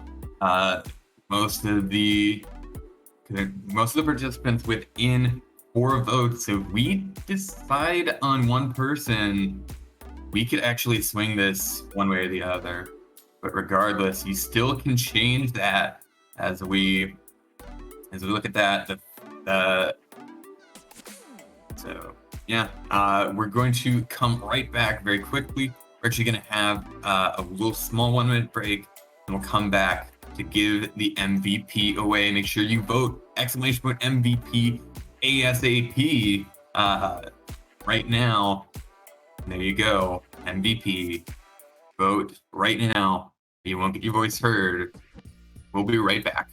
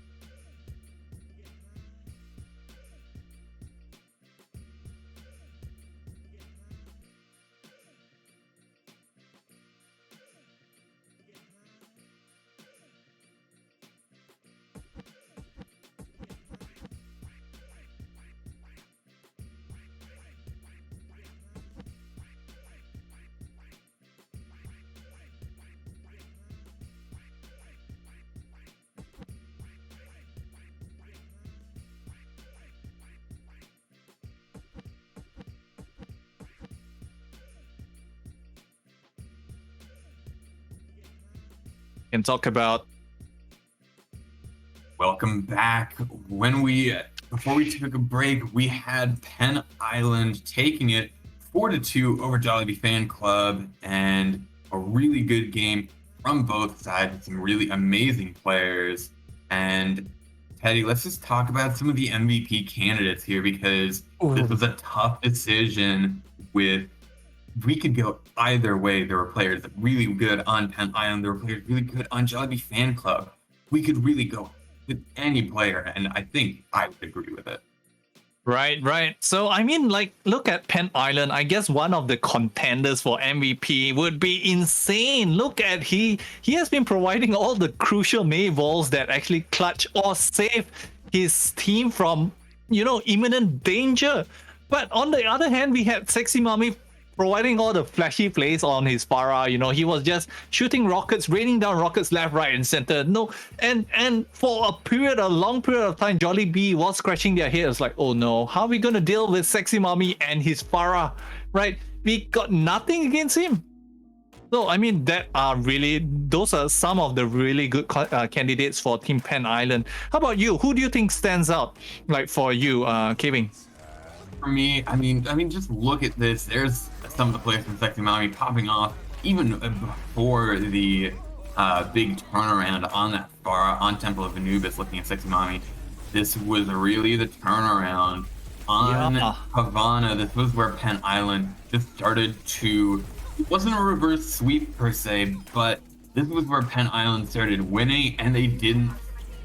They just won the next 4 games over and over again, and a lot of that was off the back of Sexy Mommy, I would argue. Just all these good pulse bombs in Havana, the really amazing Pharah plays that I'm sure are coming up on Temple of Anubis, and you have a feature film's worth of highlights from this game for Sexy Mommy. It was just incredible. Right, but on the other hand, we also have the tank lineup. I guess you cannot forget Ana Main has been providing a lot of the initiations for and opening up the positions and opening up the fight for Team Penn Island so that they can actually engage, or his whole team can actually get positions that are favorable to them. So with that being said, Ana Main 625, he has been playing a really stellar Winston for the most of the match, right? Yeah. And remember the ball? He played the ball in Rialto. That was crazy. That was the turning point, I guess, for his awakening, so to say. I get it. It's awakenings.